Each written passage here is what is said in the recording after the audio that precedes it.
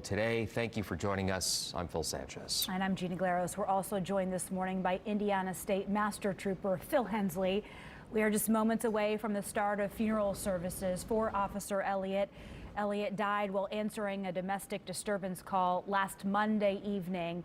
The 33-year-old joined the Beech Grove Police Department in September 2024. And before joining the Beech Grove Police Department, Elliot served in the Marion County Sheriff's Office. He graduated from Beech Grove High School and earned a bachelor's degree in criminal justice from former IUPUI back in 2015. And we thank you, Master Trooper Hensley, for joining us today. Yes.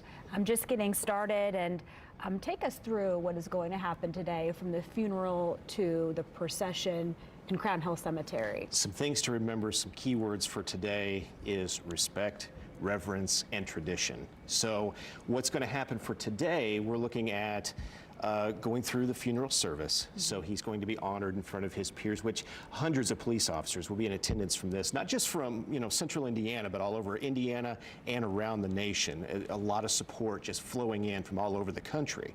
So we'll respect his his past and the legacy that he leaves going forward. Then we'll load up, head off to Crown Hill, where we'll have the graveside rites, which is truly enriched with tradition going back, over a century of law enforcement. Sure, and you'll take us through all of that as we watch it unfold. Obviously, we'll have that live here on Wish TV. You mentioned it that we have cops and police officers from all across the country coming in. Why is that? Why is that this is such a special moment and kind of a salute to the fallen officer? I have been a part of the State Police Honor Guard for 19 years. And I've unfortunately had I say unfortunate because it's always a tragedy when we lose an officer. I've had the opportunity to not only attend funerals here in Indiana, but across the nation myself. And other agencies, us, when we go out, other agencies, when they come in, they want to show their support, that they're members of their community, support our communities.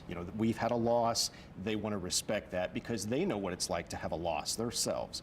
So we always try to send police officers to, funerals across the nation to show that support, that you're not just a city. You're not just a small area within your state, you're part of the country, and you're part of the law enforcement family across the United States. About how many officers do police expect to come from all over the country? There could easily be 200, 250 officers, not outside of the Beech Grove area. Then you're looking at the metropolitan area. Then you start expanding central Indiana, across Indiana, and then they start coming in from surrounding states and otherwise. So we could see officers from California, Texas, Florida, maybe not so much New England with the snow, right? But certainly just a full gathering to make this a very solemn and respectful event for the family, because they're the ones who've truly had this loss. When an officer is taken like this, what kind of impact does it have on the rest of the department? It leaves a void that really will never be filled. There's always that emptiness because this was a friend, this was a coworker, this was a fellow police officer within the Beech Grove Police Department. So there will always be that void. So with that void always being there, he'll always be remembered. The legacy of service that he brought not only to the department, but the community as a whole will always be remembered by there being that void in the hearts of the Beech Grove officers. He was taken from the community 1 week ago today, and the Candlelight vigil, the community outpouring of support has just been so evident. The mayor and the chief of police, emotional. I want to take you to some sound from the mayor at last week's vigil, where there were hundreds of people who came out in front of the Beech Grove Police Department. Take a listen. Officer Elliott made the ultimate sacrifice protecting the city that he loved, the city where he grew up, the city where he was most proud to serve as a police officer. Brian was one of us, a hornet and a friend. All of us have felt the full range of emotions as we process what has transpired in the last 48 hours. We are heartbroken. We are angry. We feel helpless. And we might ask, why Brian? Why Beech Grove?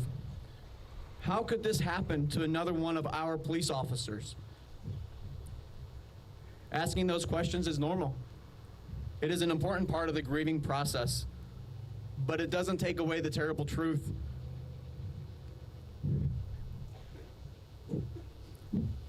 We have lost one of our own, a son of Beech Grove.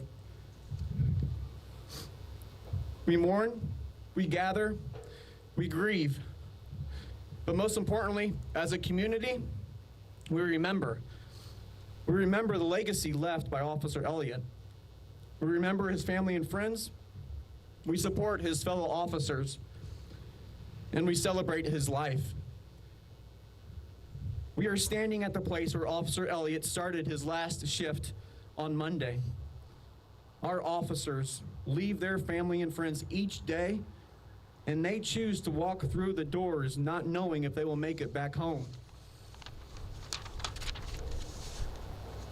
That is what our officers do. That is what Brian did. That is what Bill Toney did 25 years ago. And that is what our officers will continue to do each and every day. John chapter 15, verse 13 says, "Greater love has no one than this, to lay down one's life for one's friends." We cannot choose or change the past, but we can choose how we move forward, how we remember, and how we come together. We lost Officer Bill Toney 25 years ago. It's a chapter that sadly never closes, but we have never forgotten Bill or his family. We lost Brian Elliott just 48 hours ago, and I assure you, he will never be forgotten. He offered his life for something greater, and in doing so, he changed all of our lives forever. Officer Elliott, his memory and his service is still alive and is with us. And I want his family to know, we are your family now. We will never, ever forget you or our beloved Brian. Our city is who we are because of the people who are gathered today. Our community is strong, and we are resilient. And in this darkness, I am humbled by the outpouring of support and love. But I am not surprised. We are Beech Grove.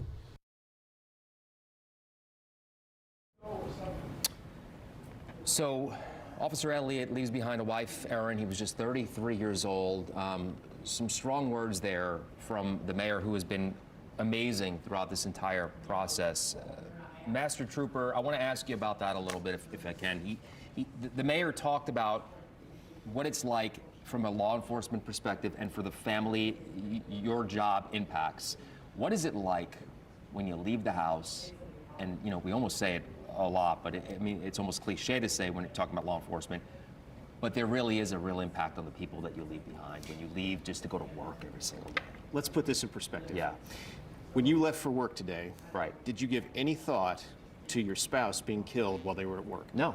I always say the worst thing that can happen at our job is our teleprompter goes down. For you Right. guys, it's a completely different story. Right. On my end, my wife thinks about that at least once a day. Right.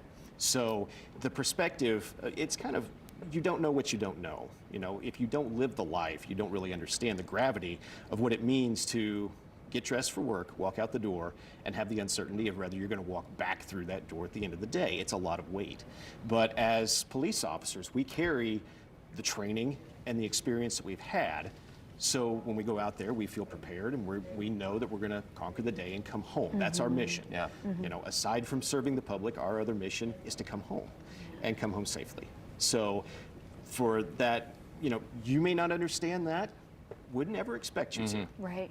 My wife, on the other hand, more than understands it, lives it, and yeah, if you ask her, her perspective on that would be tremendously different than anybody else's. So yeah, you could say it's almost a little bit cliche, but it's just how we live. Sure. It's how we function, and it's Yeah. how our families function. Heavy, heavy stuff, yeah. As we mentioned, Officer Elliott married to his wife October 21st, 2023. So they would have been married nearly 3 years. Watching live pictures right now at Beech Grove High School with the funeral services underway there. And Master Trooper, we were talking before we came on. You have been an analyst for how many funerals? This is the third one that I've done commentary for. Yeah. Both in 2023 when we lost a member of the Indiana State Police and the Marion County Sheriff's Office. So, you know, I kind of fall back on my experience of not only, you know, being the guys, as you see there, standing casket watch, being part of the ceremony at the funeral, at the graveside, running the actual funeral detail as a whole as the officer in charge. I carry a lot of experience, and it's experience that I don't really want. Yeah. I don't want this experience. I don't want to have to continue seeing these. And here we have another fallen officer. So At just 33 years old, too. I mean, not that that makes it any worse, but he was so young. I mean, we've covered others before where the officers are a little bit older. He was 30, he didn't even have kids yet. Unreal. right, and with just over a year of service with Right. Beech Grove, serving with, you know, a hospital, police department, and Marion County, a little bit different environment than what he had working as a full-on police officer in the city of Beech Grove. So, you know, he, 33 years old, a whole life, a whole career ahead of him. Just over a year of service, he's got a whole career ahead. Yeah. And unfortunately cut short. We talked about his career a little bit, so I wanted, for the control room, if we can get the deputy chief's soundbite ready to go, because he also expanded upon his career and his time with the department as well, and the impact he had the short time that he's been there on the rest of his fellow officers. Let's listen. Support of the community, which has been just outstanding, and each other. We're doing about as good as we can, as can be expected.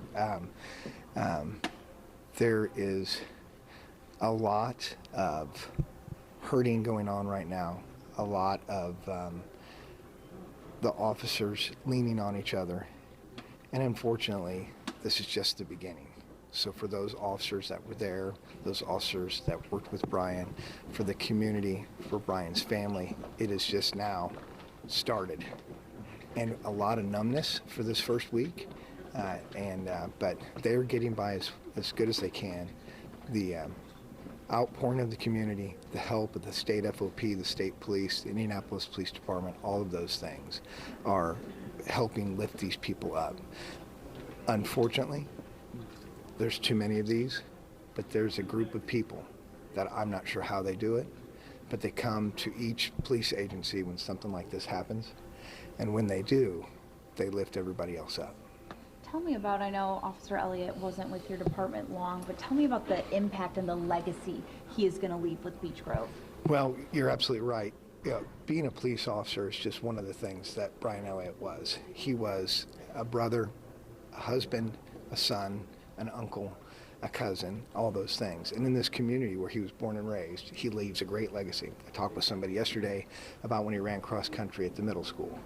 And to keep his legacy alive, well, first of all, in the manner that he lost his life, there could not be a more honorable, respectable way. He lost his life saving somebody else. It will be easy to get together and remember, because we believe, as a lot of people, that by talking about somebody and sharing those memories, you keep them alive. So over the years, we've gotten together, Bill Toney, Tom Kleiss, these are all officers that were killed in the line of duty, and we've always gotten together to remember them. So we'll do that, I'm sure, and we won't be the only ones. There'll be friends of his cigar club, his motorcycle and bike club, right, things like that, and they'll get together. So what we'll do is we'll get together, we'll laugh, maybe have a cigar, maybe a drink of bourbon, and we'll talk about Brian and laugh about the fun things that we know about him. And this week, the community has just come out in droves, saying Beech Grove is a city within a city, not just even with the visitation, just with the memorial and in other ways. I mean, how does that make you feel that every person in this community, even if they never met Officer Elliott, that they wanted to be here for you all? Yes, ma'am. The city of Beech Grove stepped up, and they always step up. We've always felt the support from this city. There's never been a time that we haven't, and they really showed it right here. People can say what they want about their city or about Beech Grove in particular, but Beech Grove has shown us continually the love, and it means a lot to every single officer, because sometimes when you're gone on Christmas Eve or when you have suffer a loss like this, you're like, is this all worth it? And when you see this outpouring of support, You absolutely know it is. And also seeing Officer Elliott be able to live out his hometown dream. He wanted to work with the Beech Grove Police Department, a community he grew up in, and seeing him being able to do that. He was an outstanding officer. First of all, he was at Eskenazi, first serving there. He was at the Marion County Sheriff's Office, where he was working with the Sex Offender Registry, which is a hugely important job, as every parent, everybody in the neighborhood knows. But he wanted to work for us. He finished #1 in his Marion County Sheriff's Academy class. He was the #1 academic winner at Indiana Law Enforcement Academy, which will be approximately about 153 officers. He was an honor graduate, which means that he had to be a higher PT standard. He had to qualify as an expert firearms. He also had to have no problems or gigs and get 90% or above on everything.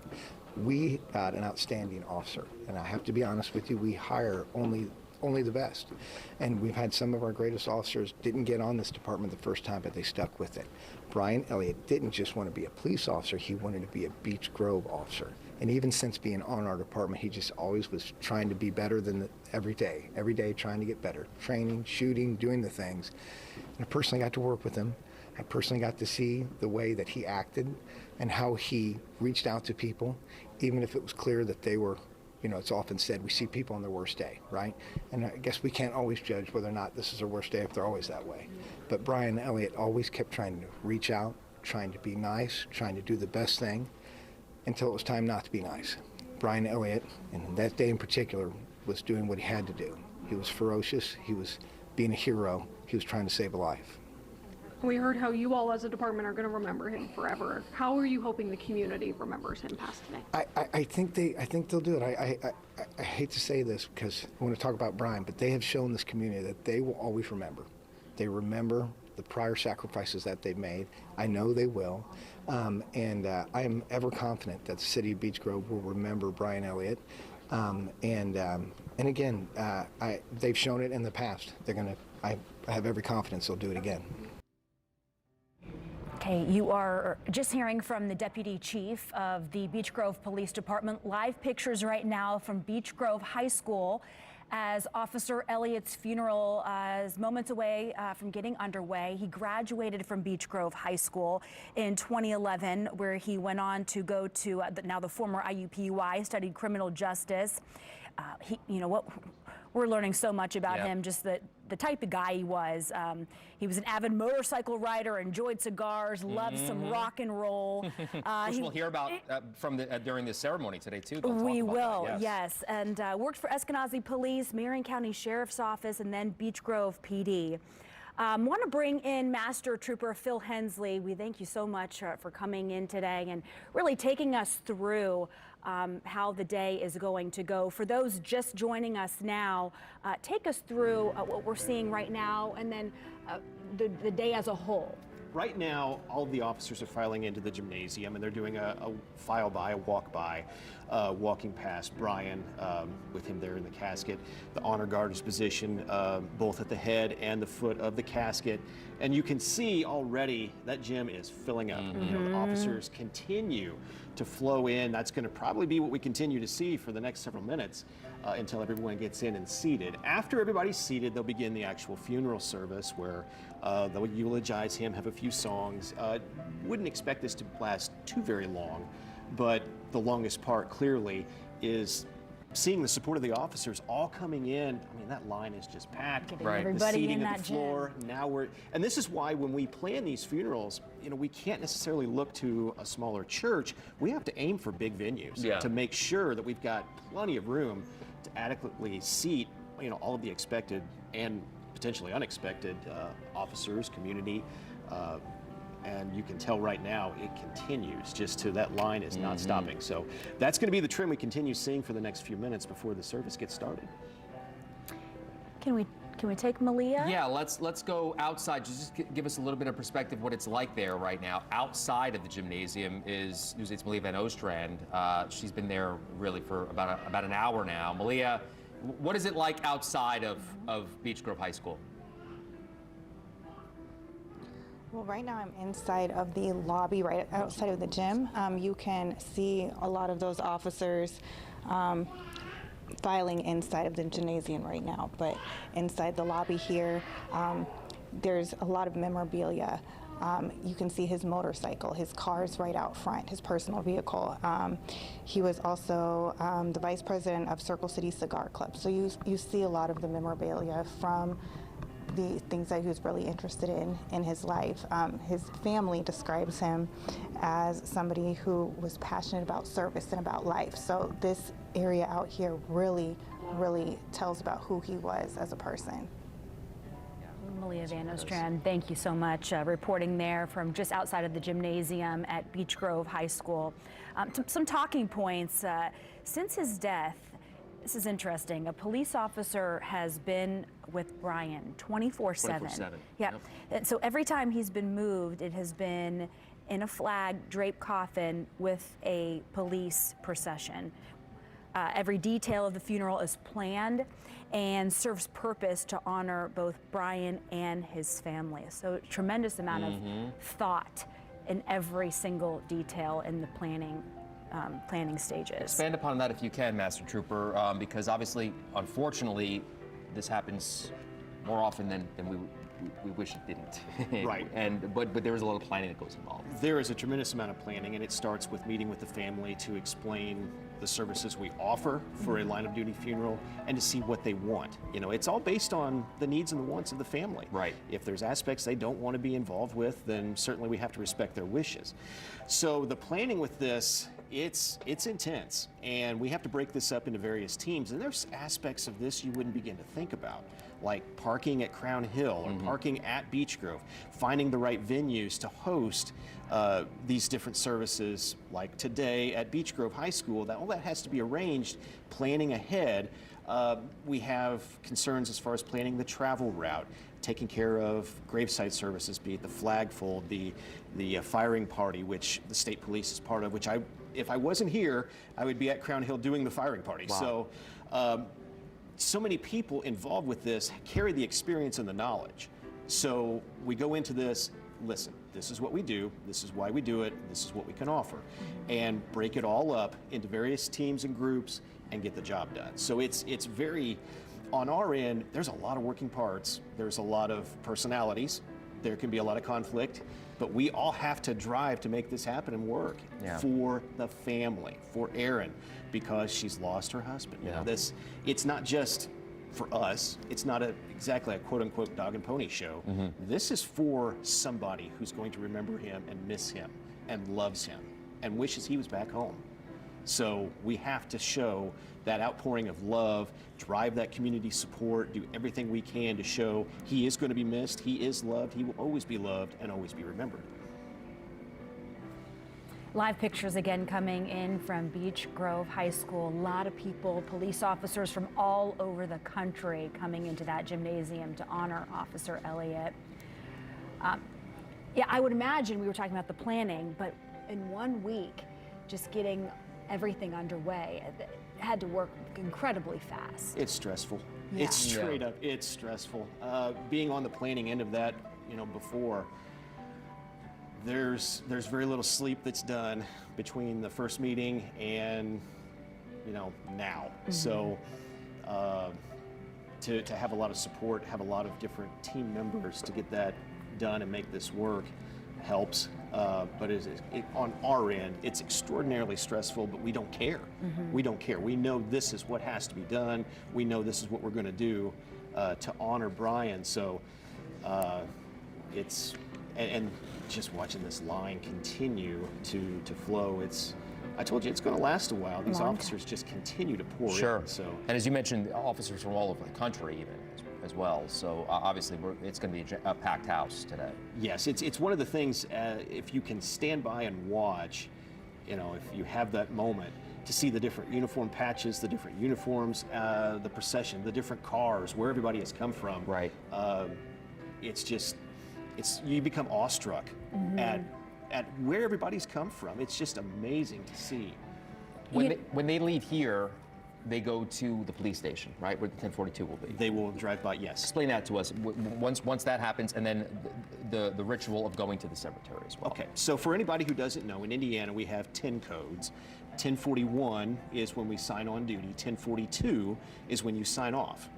Brian has technically never signed off duty from his shift. his life was taken instead. So the formality of marking him 1042 for the last time, they'll pull in front of the police station. The dispatch will put out tones to tone out for everyone to hear, and then say something to the effect of, Brian lost his life in the line of duty, serving his community, serving his state. We will always honor and respect him. This is your 1042 for the last time. And it's always very emotional. Yes, it is. For the dispatcher as well, correct? Exactly. I've talked, and I've known dispatchers who have done that final call, and it's a moment of composure, because they're losing it beforehand, they lose it afterwards. To gain that composure, to be able to hold it together, to get that transmission out appropriately without breaking down, ooh, that's a lot. Right. That is Yeah. a lot to hold together for that moment. And then after the 1042, and then what happens when the procession to the Crown They'll Hill continue all the way out to Crown Hill, and that should be where the garrison flag is. I believe that was normally when we have Yeah, funerals. garrison flag flown by IFD ladder trucks right near the entrance to Crown Hill. That flag, 40, I'm reading the notes, 40 by 32 Huge. feet. Huge. So the history of the garrison flag, if you don't know, it still looks like we've got a minute. Yep. The first garrison flag was commissioned for use in the War of 1812. Wow. So it goes back to that era. It was flown over Fort McHenry in the Battle of Baltimore after the United States had defeated the British. Take a guess of who saw that flag. Francis Scott Key. Wow. That was the flag that he wrote the Star-Spangled Banner about. Wow. So since that flag has been in the Smithsonian, I believe since 1907, somewhere in that ballpark, but 30 by 42, I believe, was the size. Wow. Feet. That's huge. Yeah. That's a big flag. So the only time we really use garrison flags are for holidays, special occasions, funeral details. And the only people that are able to go under that flag is part of the procession. And there are a lot of military parallels in terms of police and the traditions. Yes. And especially when it comes to the fallen and honoring those who we've lost. We structure so much of what we do based paramilitary, everything from training to structure of our departments. So yes, it kind of follows that we would do the same for funerals. As we continue to take these live pictures now, we're not too far out, I would imagine, from the start of this. Take us through the honor guard part, which I know is a huge part of the ceremony as well once they do get to the cemetery. You can see right now, walking up the center aisle, that should be an honor guard commander. Yep. He is walking up to remove the two honor guard members that are posted at the casket. So they will bring their rifles up. Yep. They will present salutes. After they pull off, they will both turn around, face the casket. And you notice everything is done very slow and methodical. They will present arms. The center commander will render a hand salute. And then they will turn and walk back down the center aisle. And that's going to indicate the beginning of the actual funeral service.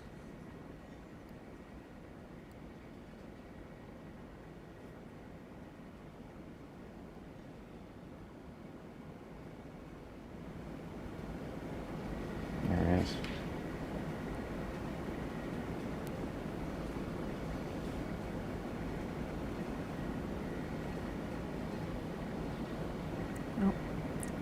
Losing pictures a little bit here, some technology. Why slow and methodical? It's to show reverence. If you do it fast, it looks kind of just unprofessional, if you will. As we do it slow, kind of do as a 3-count movement, it's making it very deliberate, showing that reverence, showing that respect. We've heard all along that he is a Beech Grove kid. We've talked to teachers who had him in elementary school. How often, and now his funeral service is in the gymnasium of this high school. All right, let's take you there live right now as this is about to get underway. Let's listen in. Saved a wretch like me. I once was lost, but now am but now I see a man in blue has lost his life in service of the law, the love that makes the sacrifice is the greatest love of all. A policeman was killed today. The reason why I cannot say. I don't know why he had to die. The man in blue died for me and you. We must remember him too. Flags fly low, let us bow in prayer for fallen policemen everywhere. And remember this, that they are missed. The badge burns bright like an evening star, free from a world of war.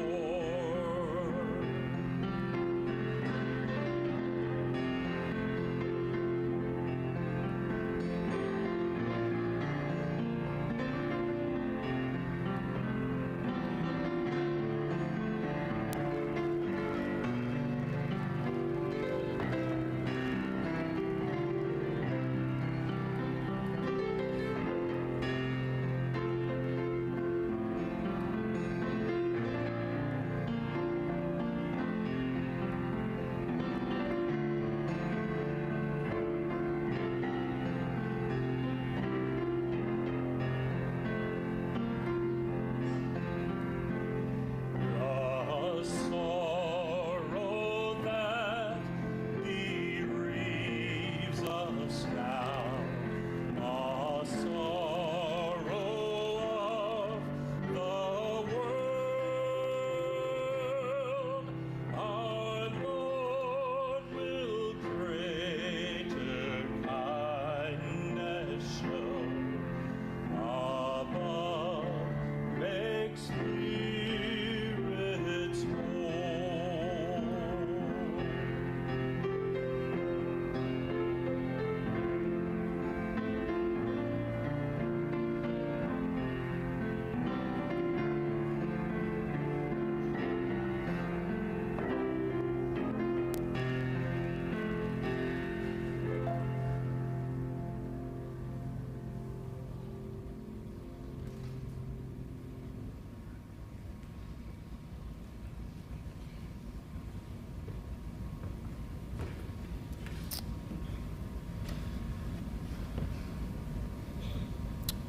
Morning. It's a terrible set of unfortunate circumstances that brings us here together today. But I know today is not about us, it's about Brian Elliott. I know that on behalf of the family, the friends, the loved ones, we appreciate each and every one of you for being here today. We're going to show him the utmost level of respect, dignity, and love, and that couldn't be done without each and every one of you.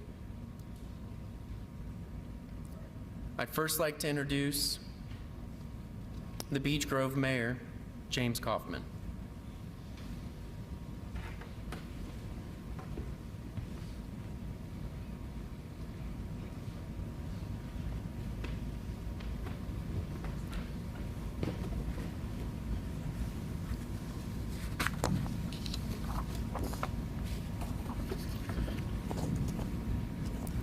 Good morning. My name is James Kaufman, and I'm honored to serve as mayor for the city of Beech Grove.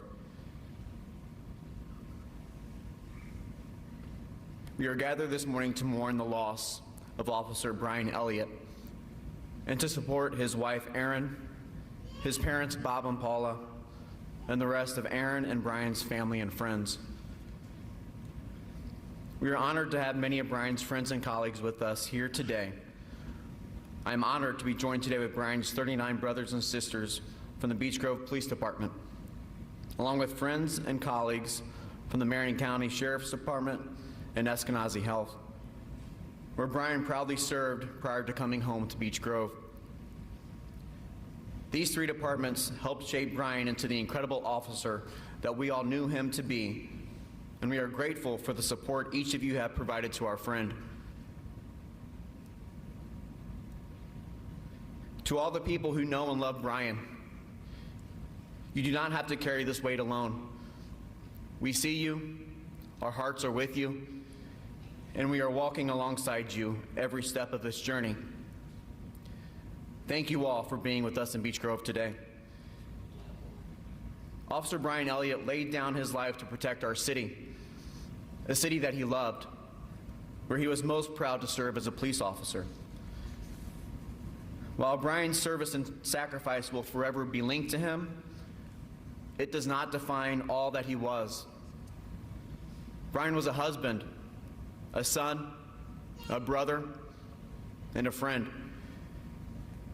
And like many of us in this gymnasium, Brian was a Beech Grove Hornet. He walked these same halls at Beech Grove High School and graduated in 2011. Today we celebrate the exceptional life of a man who is deeply woven into all aspects of our city.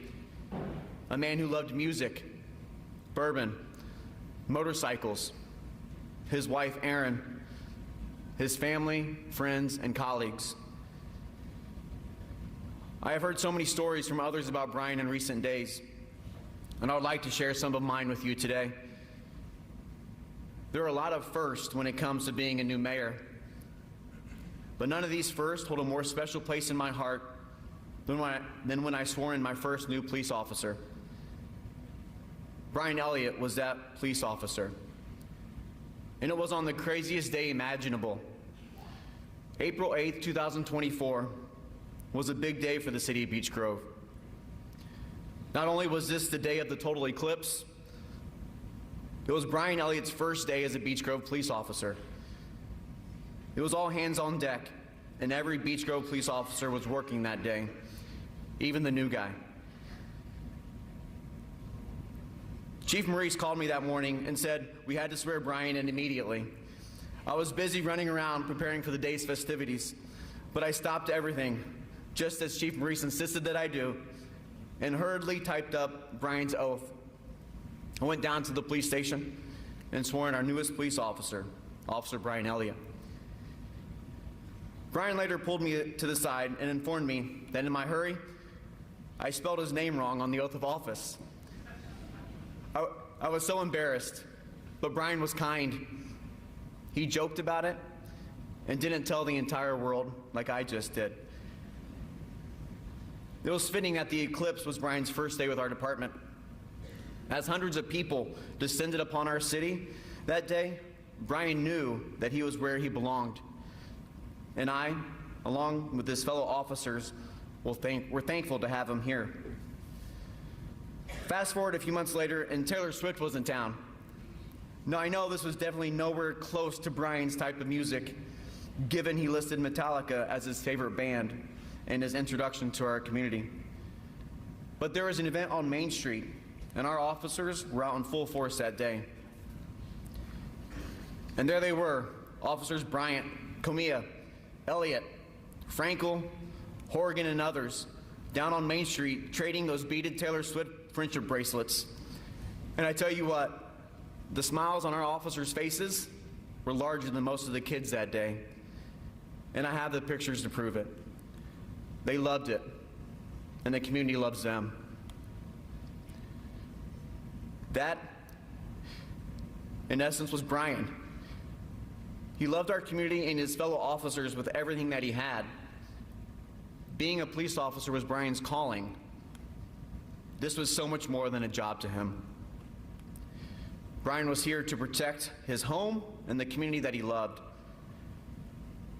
Brian was fun and someone you wanted to be friends with. You can see it in the video of him arresting the Grinch at the Beech Grove Police Department. Father Bob Robeson at Holy Name Catholic Church shared that he worked the Oktoberfest last fall. And we all know that he had his work cut out with that crowd. That's why, as we heal together as a community, it's incumbent on us all to share these stories and to keep Brian's joy alive. When I think of Brian, I'll remember his joy, his bravery, but also his humility. Brian was humble. We are not celebrating his life in downtown Indianapolis at some large sporting venue. We are home, in the community he grew up in, where he went to school,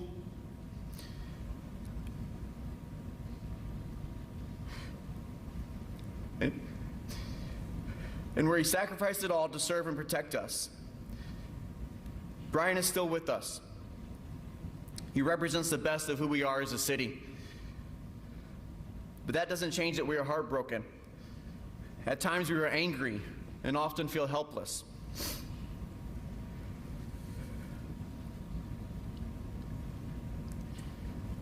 But I assure you, in this darkness and brokenness, there is beauty. Spending the last week with our officers has been a blessing that I was not prepared for. From Chief Maurice to Deputy Chiefs Hurley and Mercury, to every single officer on our police force.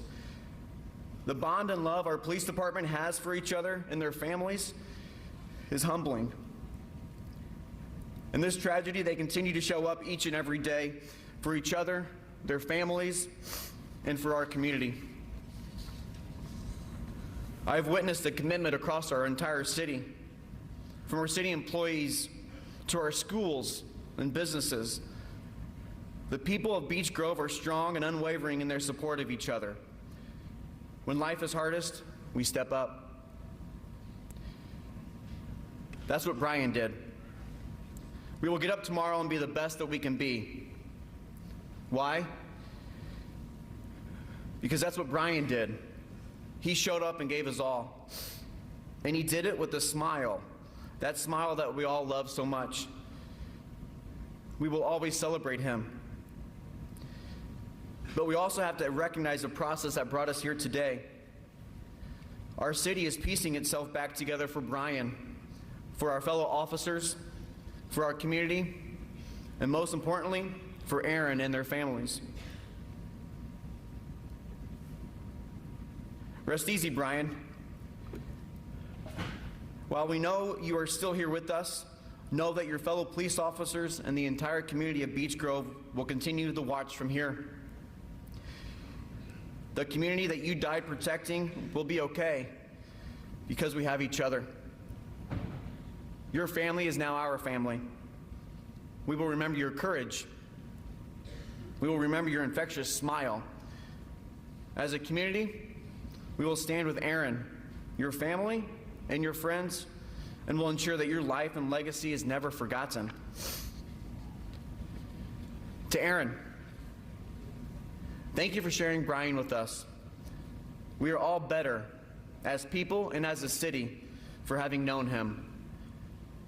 As I said earlier this week, you are our family now, and we aren't going anywhere. I want to leave you with the words etched on the memorial for fallen heroes in our nation's capital. It is not how these officers died that made them heroes. It is how they lived.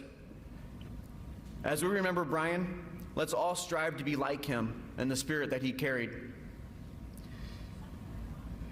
May we all be a little more kind, a little more dedicated, a little more humble, and a lot more protective of each other.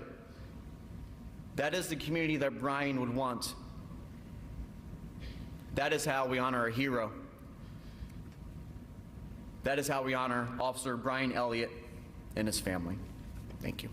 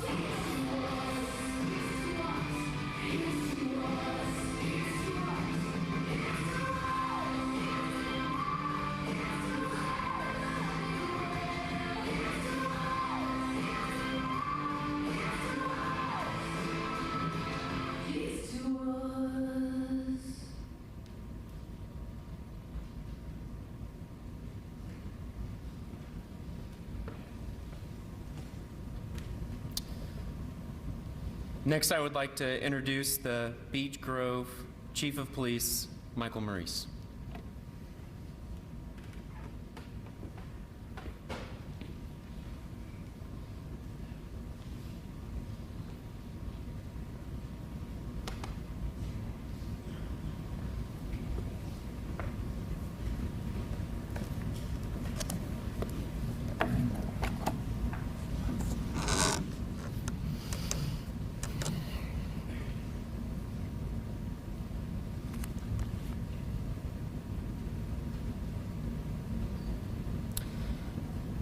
I first want to say thank you.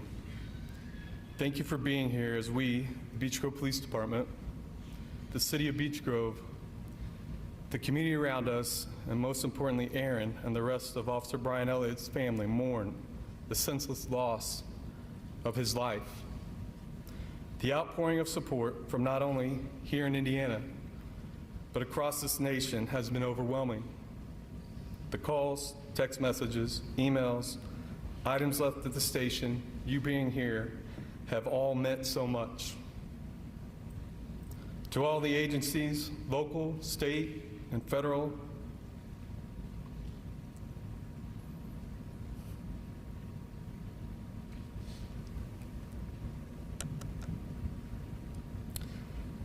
that came to our aid in one of the most devastating events that can happen to a police department. Thank you. I do not take it lightly that when our world stopped, you responded. Even when your world kept spinning, you were here to prop us up until we can get back on our feet. Thank you for responding and helping us to capture Brian's murderer so that we may begin the process of healing and closure. Aaron, I want to thank you for sharing Brian with the Beech Grove Police Department. I am sorry for your loss, and I promise that the Beech Grove Police Department will not let his memory or the lasting impact that he had on our department be forgotten. February 16, 2026 will forever be a devastating day in the history of the Beech Grove Police Department. There is no playbook, no policy, and no amount of training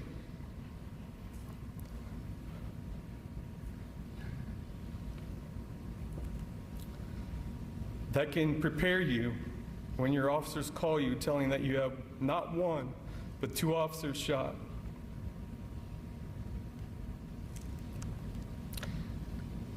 As I drove into the city, I couldn't comprehend how this could have happened.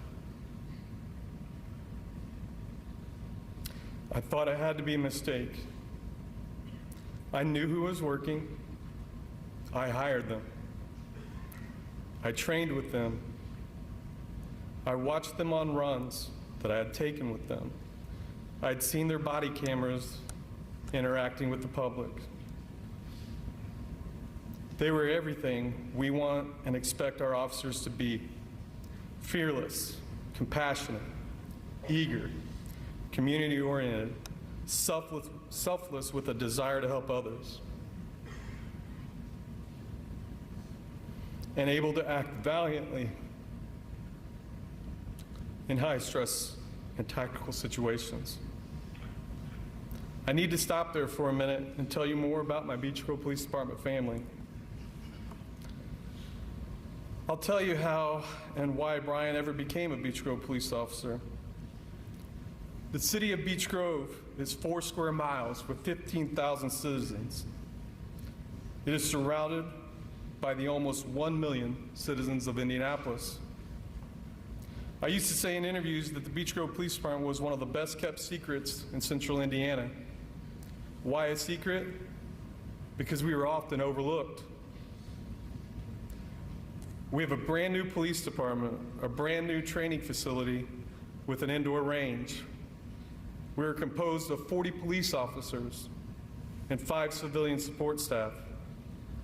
Among our officers, we have 8 with associate's degree, 22 with a bachelor's degree, 3 have master's degrees, and the rest, 4 of them have military experience. 5 of us have attended the FBI National Academy, with 1 attending the current session. Over half the department are instructors or FTOs. Not only are we fully staffed, we're fully staffed in Marion County, Indiana. It is unheard of to have no openings when everyone around you is struggling to find qualified candidates. Why are we fully staffed? Why do we continue to find and hire only the best? Previously, I would have told you to come see for yourself.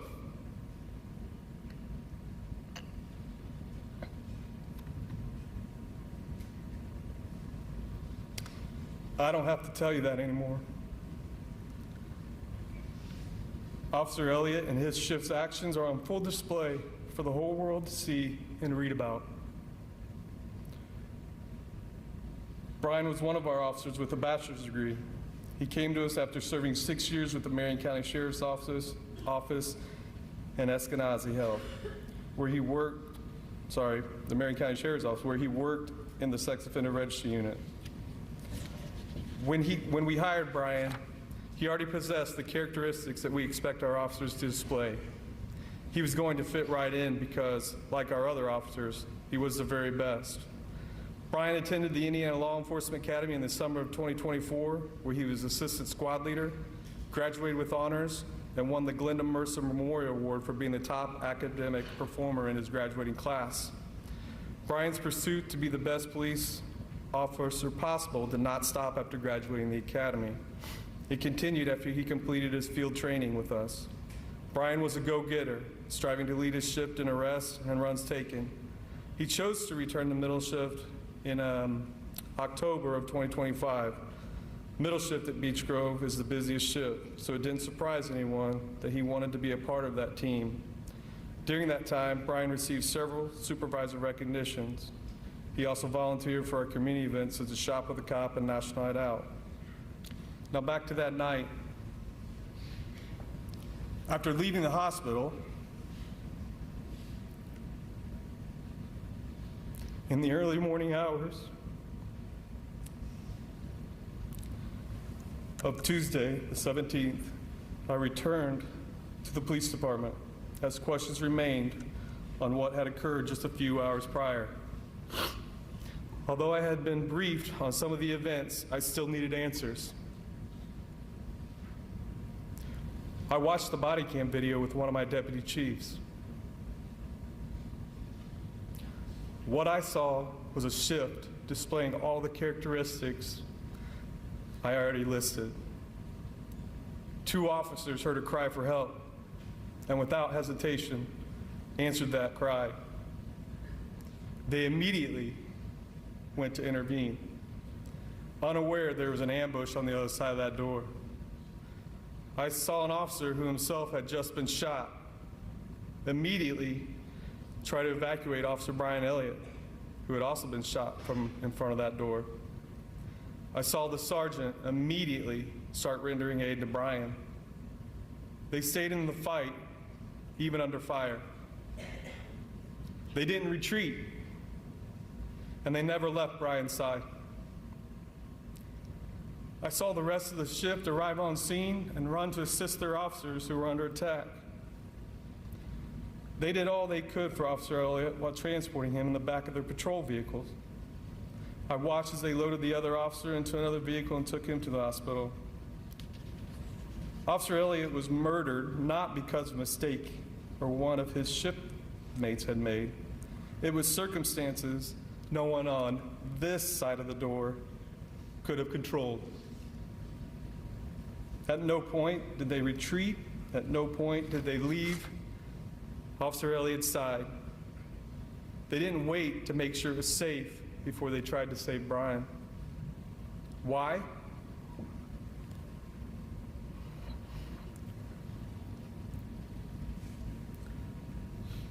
Because Officer Elliott was one of them. They knew he possessed those qualities that make the Beech Grove Police Department who we are. They knew Officer Elliott would not have left them. Was Brian so much more than a police officer? Absolutely. However, the man Brian was outside of work was on full display the night in his role as a police officer. Officer Brian Elliott was the best of the best, and that is why he was a Beech Grove police officer. The question remains, how do we try and prevent this from occurring in the future? It is time for this nation and this state to have a serious conversation about criminal justice reform and juvenile violence. I am not talking about the law enforcement side. The law enforcement aspect has seen more scrutiny and changes to our profession over the last 5 years than the previous 20 combined. It is time to hold accountable those who hold a propensity for violence so that they cannot assault or kill another innocent victim. How does a small family-oriented department move forward after the loss of one of their own? We are hurting, shocked, and brokenhearted at Brian's loss. There have been times when it almost seems unbearable. Many people have sent words of encouragement or scripture to console my officers and me.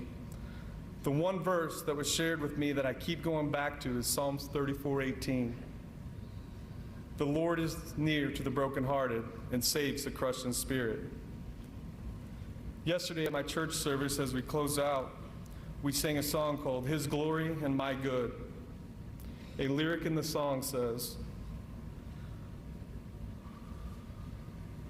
"There is hope in every trial, for I can trust the Lord." That is where I am. We often feel the weakest in times of trial, but my hope will remain in the Lord. It would be easy to pack it up and quit. It would be easy to say it isn't worth it. But that's not in our DNA. And it wasn't in Brian's DNA either. We cannot quit. That would only diminish the sacrifice that Brian made and the legacy that he leaves behind.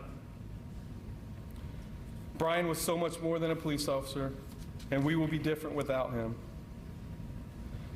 We will have a scar to bear, but I have already seen the resolve and the unity that this tragedy has brought out in my officers and their families. Stories that have brought laughter and stories that have brought tears.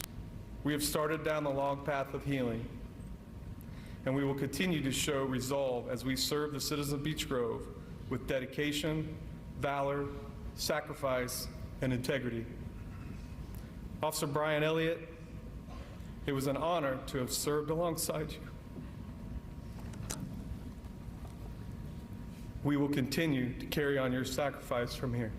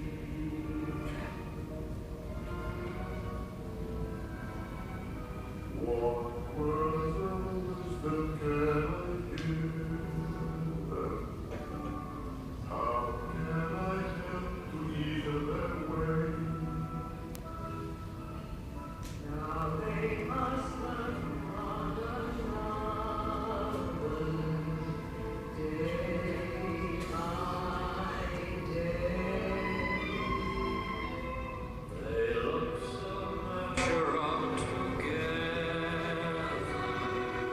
Just like two newlyweds should be. Is there a canopy in store for me?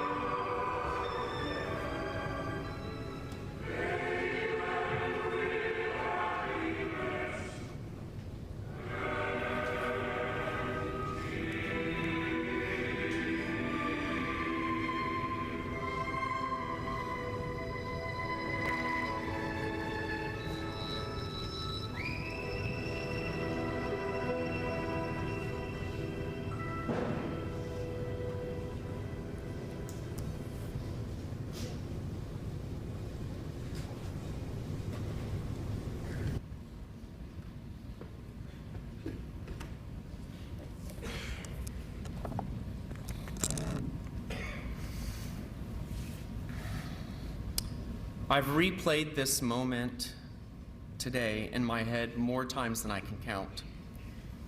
I never imagined that I would be standing here talking about Elliot like this. For those that don't know you, or don't know me, I'm Joshua Shrum, and Elliot, he was my best friend. He was honestly more than a best friend, more than a brother, more than everything.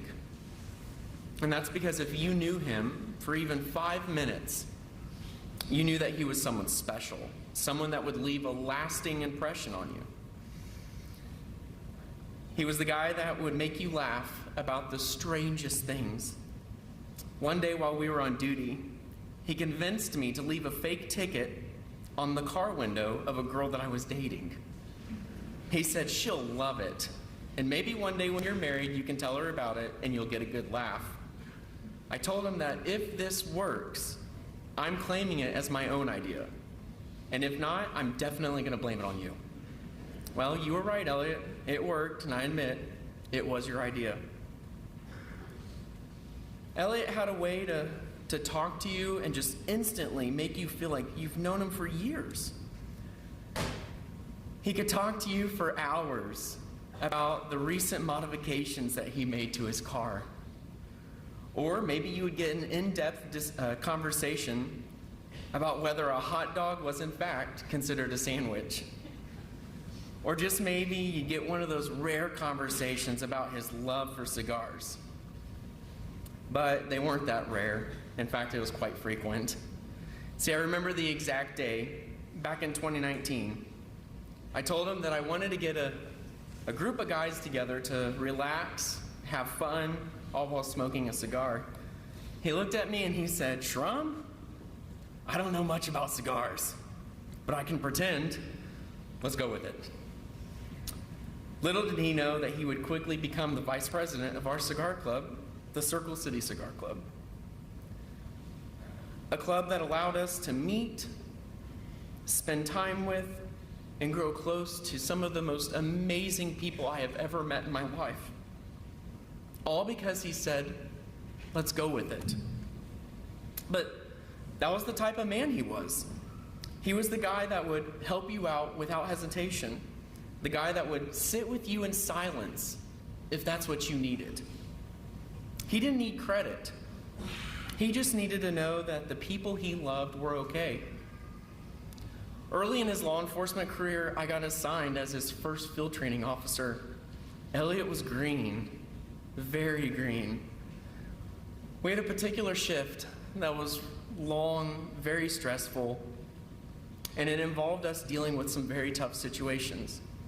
I won't go into detail of what we went through, but anyone not in law enforcement, let alone a brand new officer, it'd be a lot to take in.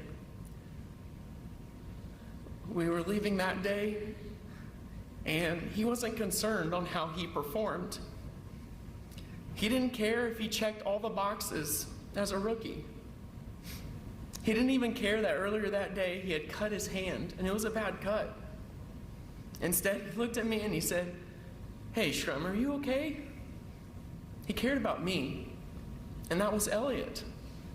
No spotlight, no applause, just steady, solid, there.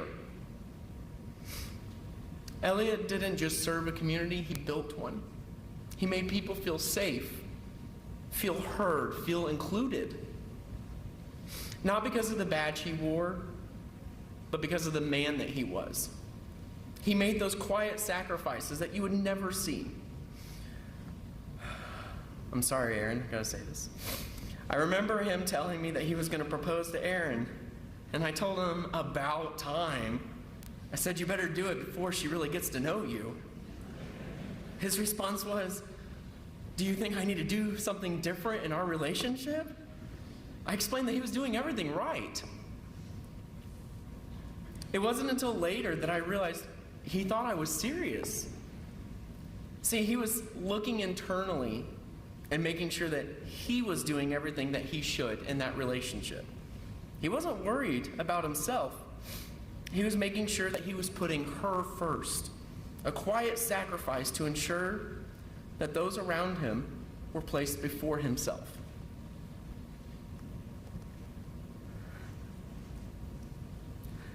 I tried to come up with a way to say goodbye, a way to turn the page, but you can't. I'm sure a lot of you have heard this before, what I'm about to say, but this is the truth.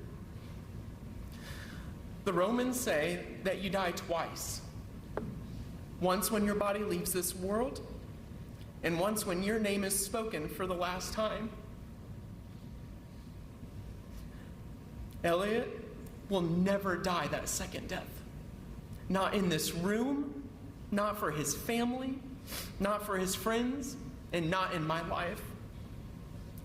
I'll carry him with me in every laugh, every hard day, every time that I need to be a better man. And that's the gift that he gave me, and that's the legacy he gives all of us. Thank you.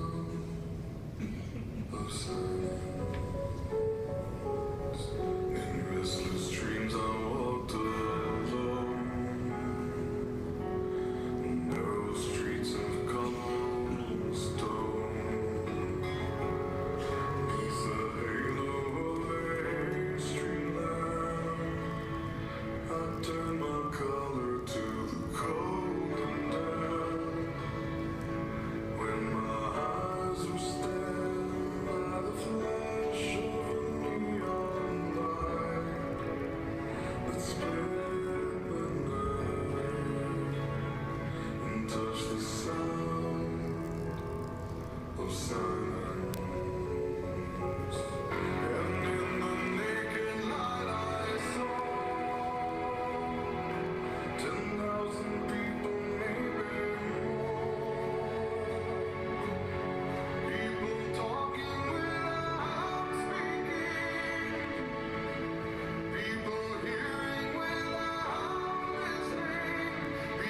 writing songs and voices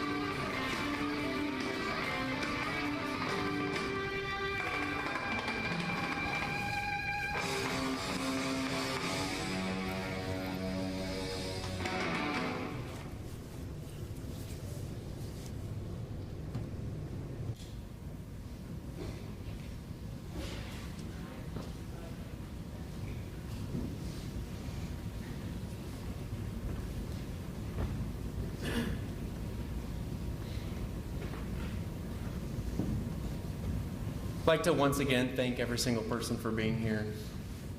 The support and the love and the appreciation that has been given to the family, the friends, the officers, every single person in this room, it does not go unnoticed. No matter what happens, tomorrow's another day, but we cannot get to tomorrow without going through today first. Lean upon each other, give each other courage and strength. We will continue to push on, and we will get to the next day. Once again, thank you everybody for being here. At this time, I'd like to excuse law enforcement officers and family of public safety.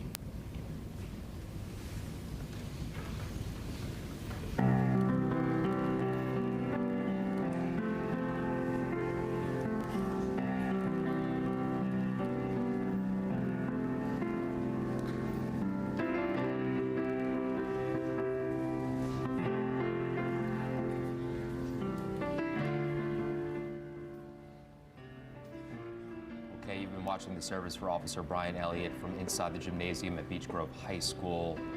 Emotional, eclectic at times. We are joined once again by Master Trooper Phil Hensley with ISP. Phil, that was a little bit different than the ones that we've covered here before. Clearly something that Officer Elliott would have loved. Yes, I think the music choices certainly stood out to us, and they would to anyone else who has been or experienced another law enforcement funeral. That had to be 100% his choice, his decision. And we fill out paperwork. We kind of line out things that we personally would want to have happen in the event that we do get killed in the line of duty. So more than likely, yeah, the music selection you heard, I mean, closing out with Rush, right?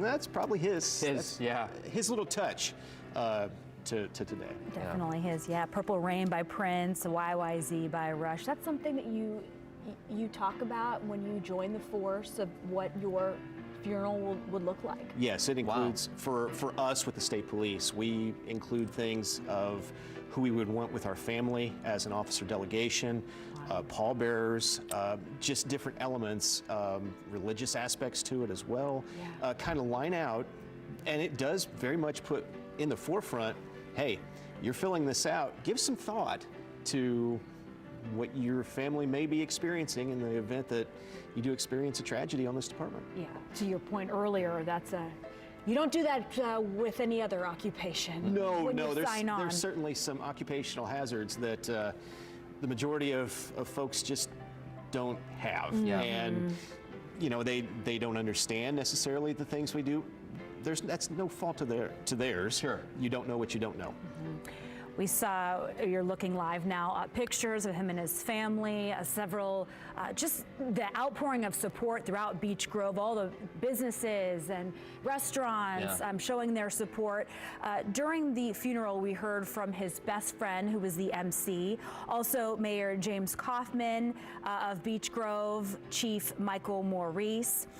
As the song choices definitely stood out, but you were saying that it's going to take some time for people to file out and to get the procession underway. How many vehicles did you hear outside? From the people we have there at Beech Grove High School, there are nearly 500 police cars. So it's going to take a little bit of time to get all those officers back out. And of course, being police officers, they're going to want to gab as they go out. It's like, no guys, get to your car, get to your car. We need to keep this flowing, especially with the volume of people there and the traffic that it's going to create heading off to Crown Hill in Indianapolis. And there were emotional times as well. You know, and when I was watching that montage, and we saw pictures throughout his life, it's funny in the sense that it encapsulates an entire life there in a montage. And I would imagine that there wasn't a dry eye in the house when they were going through that at that point, especially during Purple Rain, a song that you know was probably one of his favorites. The songs that he chose, From here, Phil, where do we go?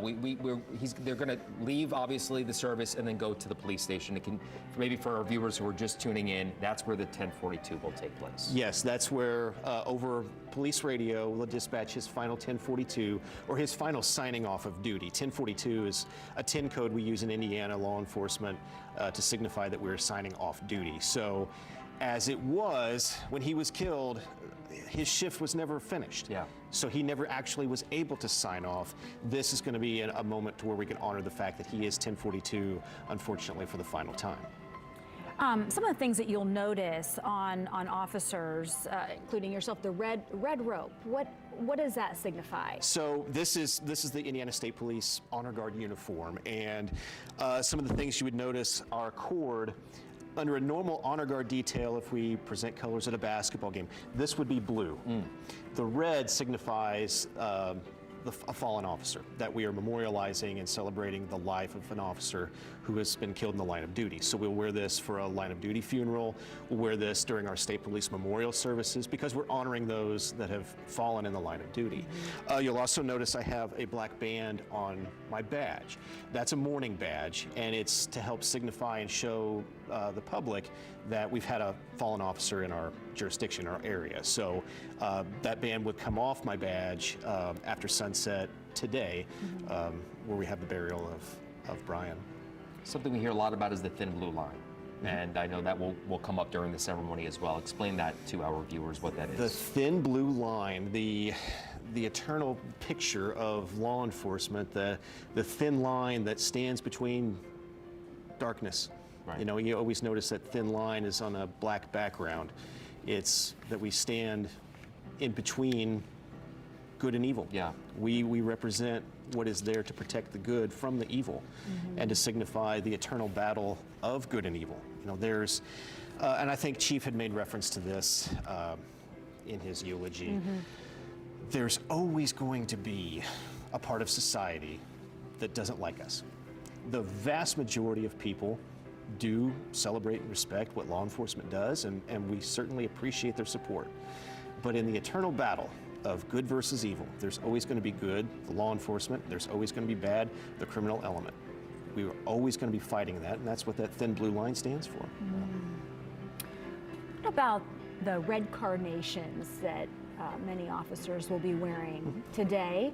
What is the meaning behind that? So as officers were at the high school, they were given a white carnation with a little, either a red dot somewhere in the middle of that. Okay. That carnation will be tucked somewhere in their badge or somewhere in their uniform upside down.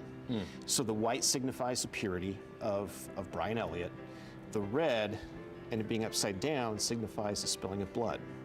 So it represents the fact that he was killed in the line of duty. And that's a tradition that we've always done with funerals. Those carnations during the file by at the graveside will be placed on his casket. And one more time, as we're looking at live pictures from Beech Grove High School, the gymnasium, people leaving, we're going to go to Beech Grove Police Department for that 1042, and then again, where will the procession go after that? So take us through. That goes through Indianapolis to Crown Hill, with the actual dedicated portion of that being for the Heroes of Public Safety Memorial. That was founded in 2002, so that's been around for 24 years, dedicated to police officers, firefighters, EMS members who have died in the line of duty. So it's not exclusive to law enforcement, but it is dedicated to public service and those that have given their lives to their community. That goes all the way out, so the garrison flag will be at the entrance to Crown Hill, go under that, and it's going to take some time to get that many cars parked because it's not, you know, for as big as Crown Hill is, there's not dedicated parking lots and all that. So we'll have to get all of the officers situated, positioned, and it'll be pretty tight.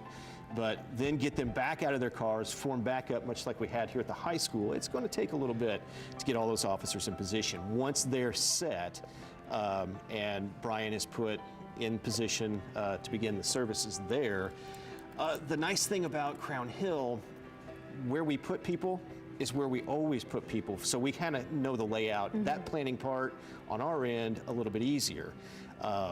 That's where we'll have the firing party, state police firing party in one position, folks that will form up to the flag fold in another, the bugler to play taps in another. All that's lined out. So those will be some things that we will be seeing after the procession's over. Very paramilitary. it's almost ritual, right? That's Yes. very paramilitary. You were talking about that before this event. Remind our viewers at home, if you can. Yes, the history of law enforcement basically was built off the structure of how the military was structured. Right. And we talked about this during a break a little bit earlier.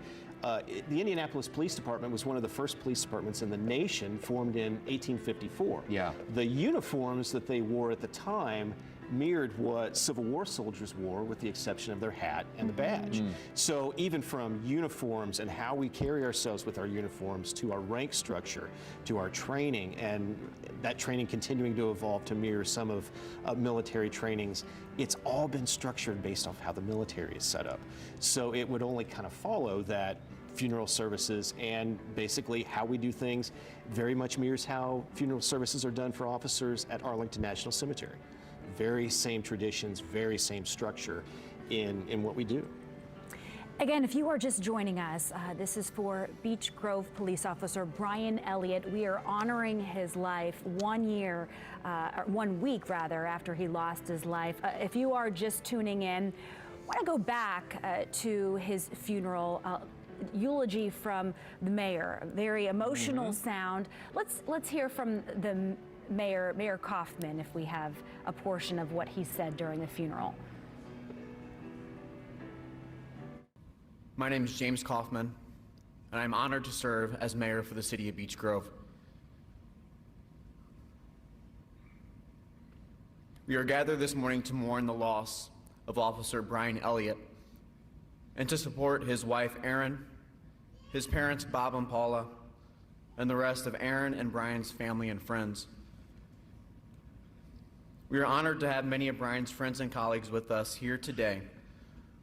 I am honored to be joined today with Brian's 39 brothers and sisters from the Beech Grove Police Department, along with friends and colleagues from the Marion County Sheriff's Department and Eskenazi Health, where Brian proudly served prior to coming home to Beech Grove. These three departments helped shape Brian into the incredible officer that we all knew him to be, and we are grateful for the support each of you have provided to our friend.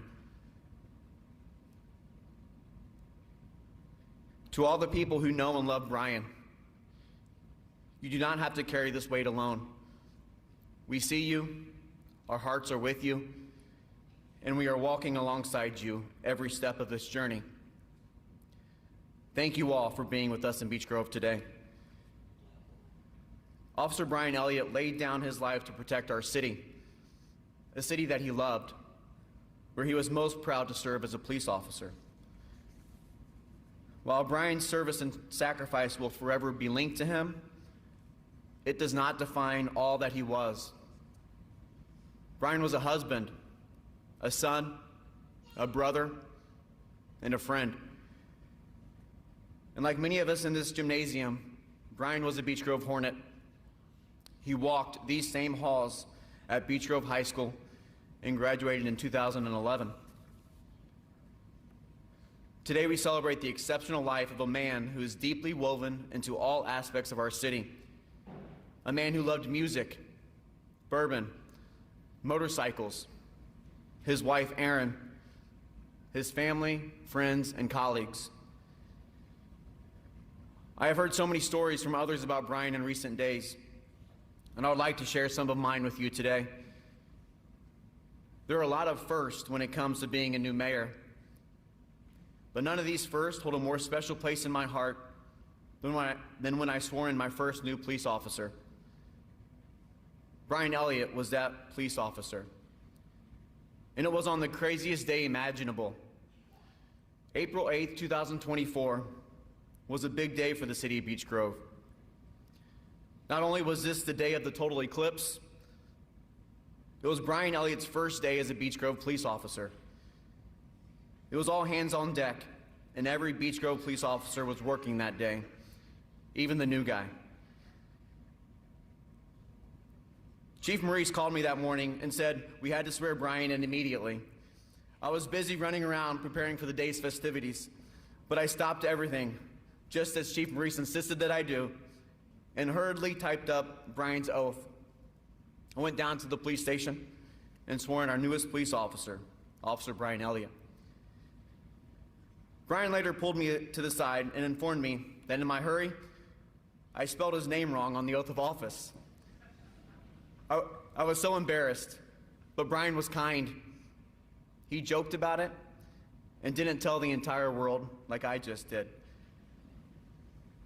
It was fitting that the eclipse was Brian's first day with our department.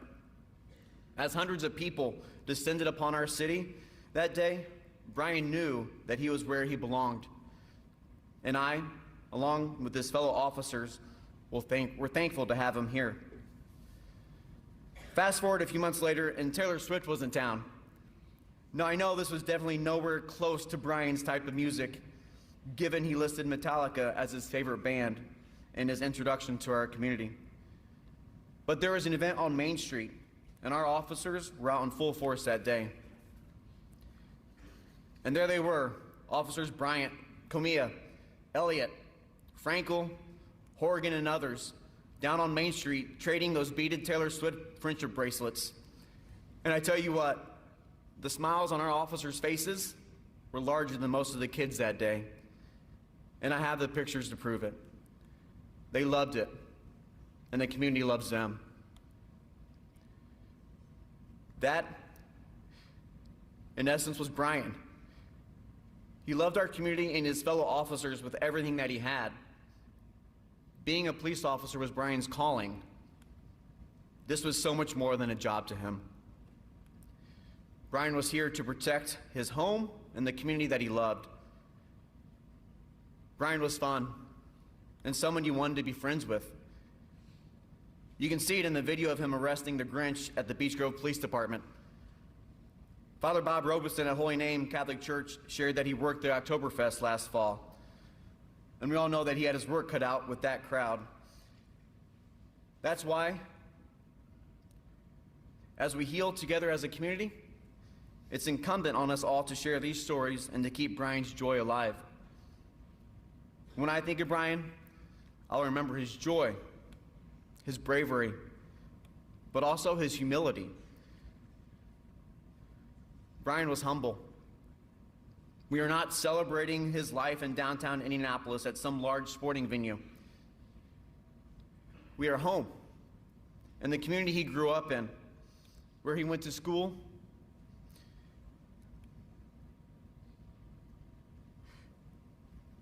and where he sacrificed it all to serve and protect us. Brian is still with us. He represents the best of who we are as a city. But that doesn't change that we are heartbroken.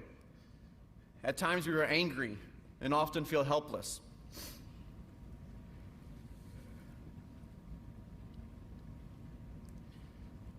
But I assure you, in this darkness and brokenness, there is beauty. Spending the last week with our officers has been a blessing that I was not prepared for. From Chief Maurice to Deputy Chiefs Hurley and Mercury, to every single officer on our police force. The bond and love our police department has for each other and their families is humbling. In this tragedy, they continue to show up each and every day for each other, their families, and for our community. I've witnessed a commitment across our entire city, from our city employees to our schools and businesses. The people of Beech Grove are strong and unwavering in their support of each other. When life is hardest, we step up. That's what Brian did. We will get up tomorrow and be the best that we can be. Why? Because that's what Brian did. He showed up and gave his all. And he did it with a smile, that smile that we all love so much. We will always celebrate him. But we also have to recognize the process that brought us here today. Our city is piecing itself back together for Brian, for our fellow officers, for our community, and most importantly, for Aaron and their families. Rest easy, Brian. While we know you are still here with us, know that your fellow police officers and the entire community of Beech Grove will continue the watch from here. The community that you died protecting will be okay, because we have each other. Your family is now our family. We will remember your courage. We will remember your infectious smile. As a community, we will stand with Aaron, your family, and your friends, and will ensure that your life and legacy is never forgotten. To Aaron, thank you for sharing Brian with us. We are all better as people and as a city for having known him. As I said earlier this week, you are our family now, and we aren't going anywhere. I want to leave you with the words etched on the memorial for fallen heroes in our nation's capital. It is not how these officers died that made them heroes. It is how they lived. As we remember Brian, let's all strive to be like him and the spirit that he carried. May we all be a little more kind, a little more dedicated, a little more humble, and a lot more protective of each other. That is the community that Brian would want. That is how we honor a hero. That is how we honor Officer Brian Elliott and his family. Thank you.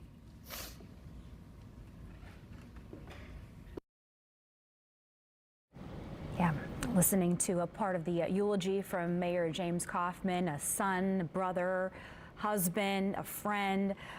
Earlier in the ceremony, we saw a montage of all the pictures from his childhood, from his family and friends.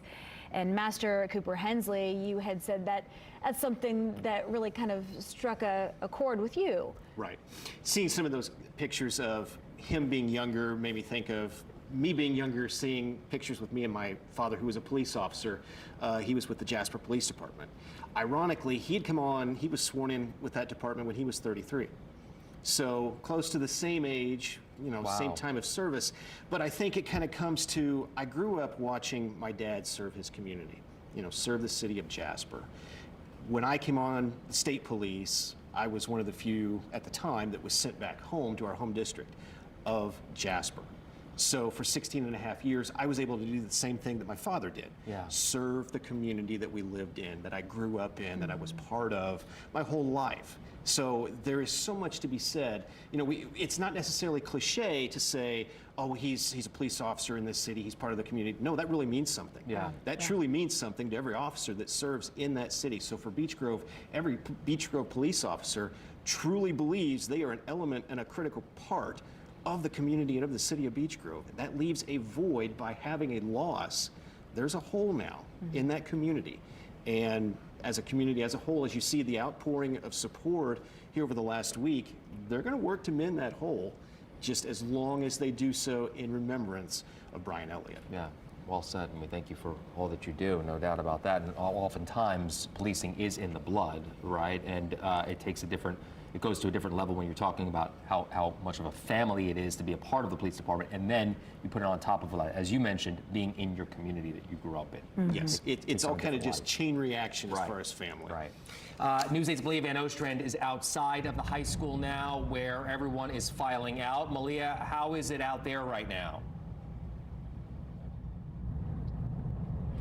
So I'm right outside of the high school. The funeral has just finished, but I'm going to step aside so you can see what's happening around me. You can see a lot of the officers on the motorcycles starting to hop on. They're waiting. There are a lot of cars with their flashers on, lining up, getting ready for the procession to take Officer Elliott to the police department, and then a procession from there to Crown Hill Cemetery. Now, the funeral, we were inside a little bit earlier, and there was not a dry eye inside of there. There were hundreds, maybe even thousands of people in there honoring his memory. But back out here, we're just seeing more people file out, get into their cars. There's hundreds of cars from multiple agencies here to honor them. And so we're just waiting for that to start out here. Appreciate that. And also, we should point out that the police department not too far from the high school, right? So it's not going to be that long of a drive. Is the hearse first, or where does that fall into play in the line? It likely will be first. Yeah. And then all of the police cars follow and that's going to be quite the extensive line. So it will be escorted by, you see all the motorcycles lined up. The motorcycles will have kind of a corner of each, or a corner of the hearse, and then lead that procession, generally is how we set that up.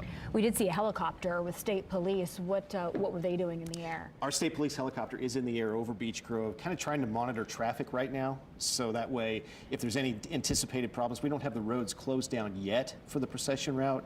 So if there would happen to be a crash or some sort of a traffic concern, we're trying to work our way through that. So that's why we have that up there, specifically monitoring traffic for the procession route downtown. Yeah, and as we mentioned, the procession will go from Beech Grove High School to Beech Grove Police Department, where Hernan Gutierrez is waiting. Hernan, good morning, or good afternoon, I should say. Good afternoon, Gina and Phil. And I'm standing along the procession route right in front of the police station where they're getting ready to do that out of service call, that 1042 call. And there's definitely a sense of heaviness here.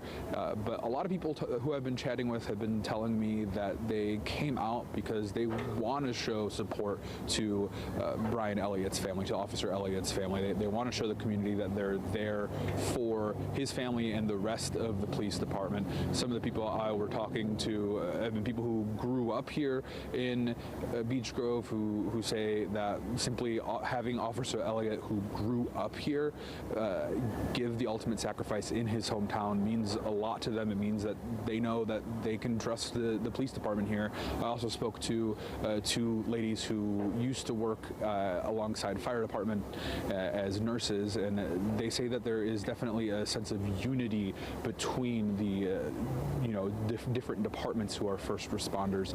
So a lot of people lined up here probably for about 2 or 3 blocks, getting ready to just pay their final respects as the procession is getting ready to come through the police department here in downtown Beech Grove. I'm going to send it back to you guys. Okay, Hernan, thank you very much reporting there in Beech Grove. We'll check in with you soon. Very cold out there, still snowing. Let's go, hold on real quick, and I hate to cut you off here, Gina. If we can go back to that shot from Hernan, guys, back in the control room. We're gonna go back to that shot, and I want his photographer to zoom in on, if you guys can zoom in on the garrison flag. And Phil, if you can describe this again for our reviewers at home, the significance and the importance of this that's at the police department right now. The garrison flag, if you guys can zoom in, zoom up to your right a little bit and give us an idea of what that looks like. We're watching this flag on TV, and I don't think from this perspective you have any idea of how big this flag actually is. 30 by 42 feet. That's an enormous flag that's flying there. The procession is going to be the only traffic that's allowed to go underneath that, and that's very symbolic in the fact that it's meant to honor Brian exclusively, and the procession that's being reverent for him. That flag has got a long history going back to the War of 1812, is when it was initially commissioned to be made. It was flown over Fort McHenry after the Battle of Baltimore. Yeah. The Battle of Baltimore in 1814, after the United States had defeated the British. That very flag that was flown over Fort McHenry was what Francis Scott Key saw and inspired him to author the Star-Spangled Banner. So very deep, very rich tradition of using that enormous flag, specifically for holidays, special events, and then it basically was kind of transitioned to be included for funeral details of fallen public safety members and military. So to see that flag and the meaning of being able to see that flag, it's huge, you're going to see it. They want that to be seen. They want everyone to know, yes, we are honoring Brian Elliott for the service to his community, to his state, to his country, and all respect goes to what Brian has given for that very flag that we see right there on the screen. When they do arrive, how long does the 1042 last? It's not going to last much longer than a minute. The dispatcher will put out tones for all of the officers' radio traffic to hear, and then she'll give her, or he will give the final disposition of Brian Elliott lost his life serving his community. This is his final 1042. So it's not going to be very long, but certainly very deliberate. Yeah, what a statement that garrison flag is. Yeah. 40 feet by 32 feet, honoring Officer Elliott. I was just going to say, you know, it's cold, it's snowy. It is not stopping the community from coming out to downtown where Ernan was. It sounds like the procession is getting underway there. Let's check back in. Live pictures right outside of the Beech Grove High School. And want to check back in with Malia Van Ostran, who is standing by as that procession gets underway. Malia. Yes, and you can see them starting to get in position as they start that procession to the Beech Grove Police Department. And you can see that they're getting all lined up. Behind there, you can see some cars with all their flashers on. They are lined up and ready. So there are hundreds, it looks like, of law enforcement cars ready to go. This should be starting any minute now. There's a helicopter in the back as well, flying around. So here they are, getting in position.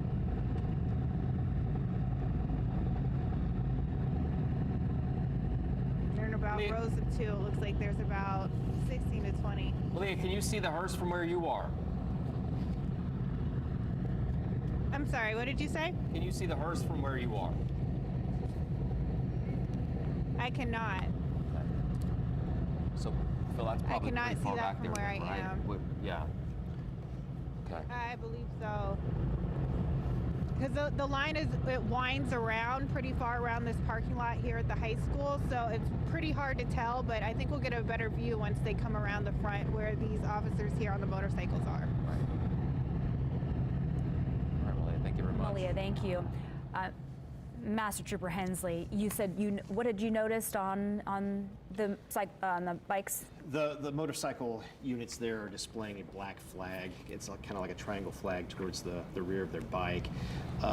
When our police cars used to have a lot of antennas on them, much like how we would wear the black band on our badge, we would put some sort of a black flag on the antennas of our cars. Now, cars don't necessarily have the antennas, so in the case with the motorcycles there, they all have displayed those black flags. So it's a little bit of tradition that I certainly haven't seen for a while.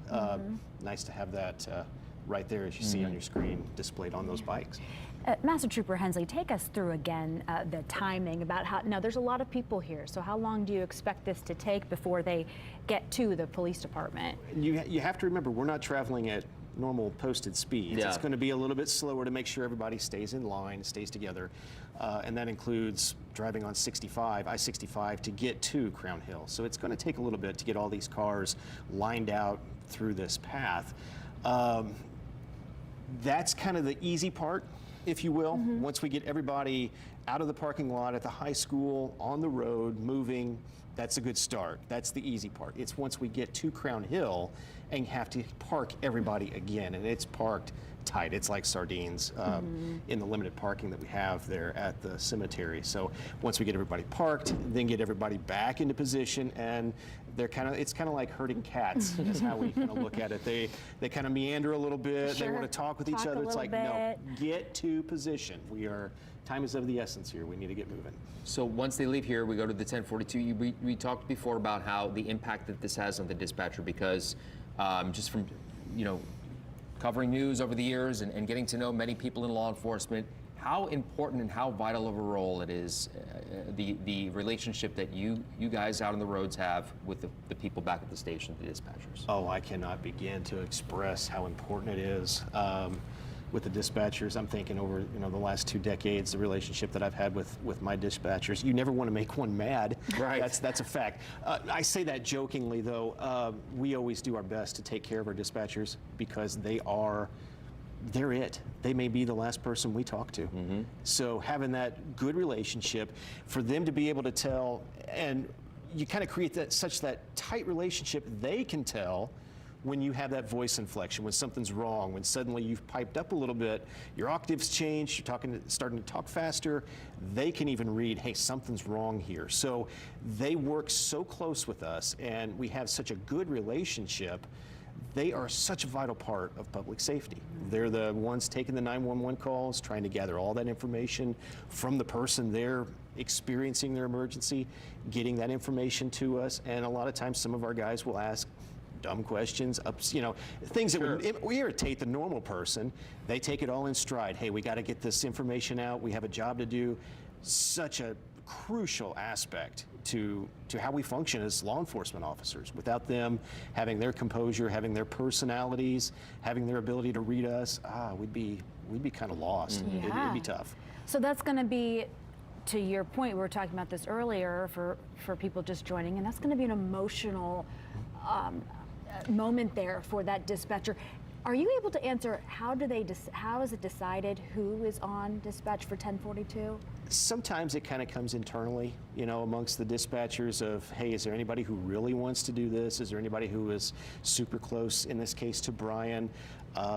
Is there anybody who knew him long before he became, it's kind of decided like that. Yeah. If you can't decide like that, we kind of go off of seniority, your chief dispatcher or someone like that. I'm thinking back to some of the other funerals where I've had to, kind of help decide, and it kind of falls back on who knew them best, That has to be an emotional moment.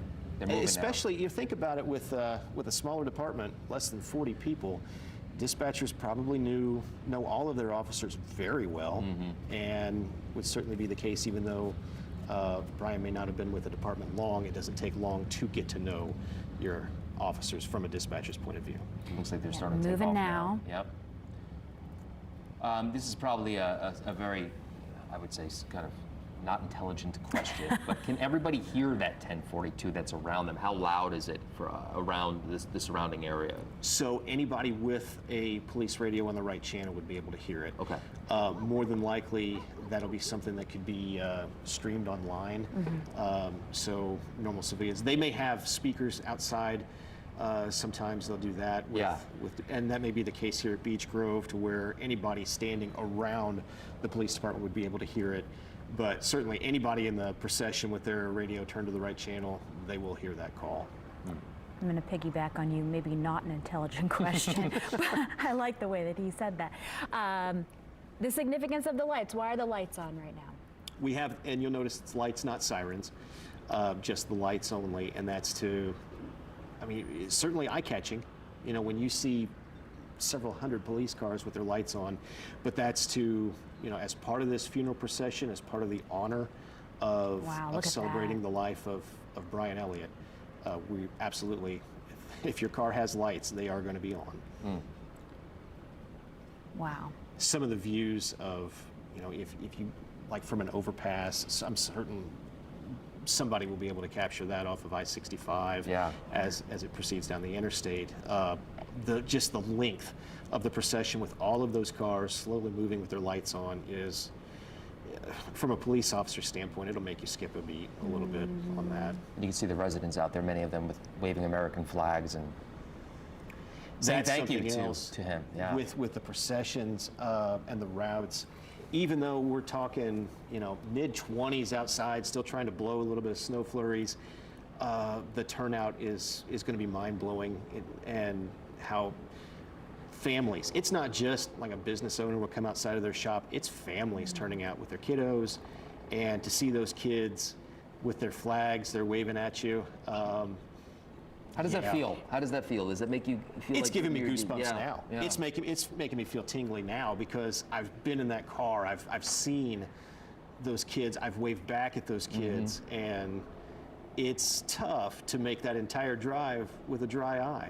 It really will pull the heartstrings a little bit on you, and if a funeral service doesn't get you, the procession, being in that procession, will. And it kind of comes to the reality that all those folks turned out for a police officer that was killed in the line of duty. And it's like, wait a second, I'm a police officer. Everybody, and I was thinking about that earlier, everybody in that funeral service, it crossed their mind at least one point, this could be me. Yeah. That could be my family in the front row, that could be my wife, my kids could be down there. There's some serious weight and reality throughout the entire day for every officer that's there.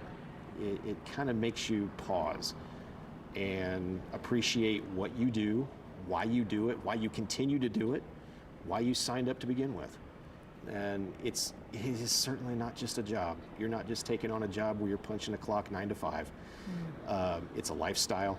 It's a career. We certainly view it as a profession, but it is not something to be taken lightly. It is, when you wear that badge, you respect the badge, you respect the Constitution that you represent, and you are there to serve your community and serve your people.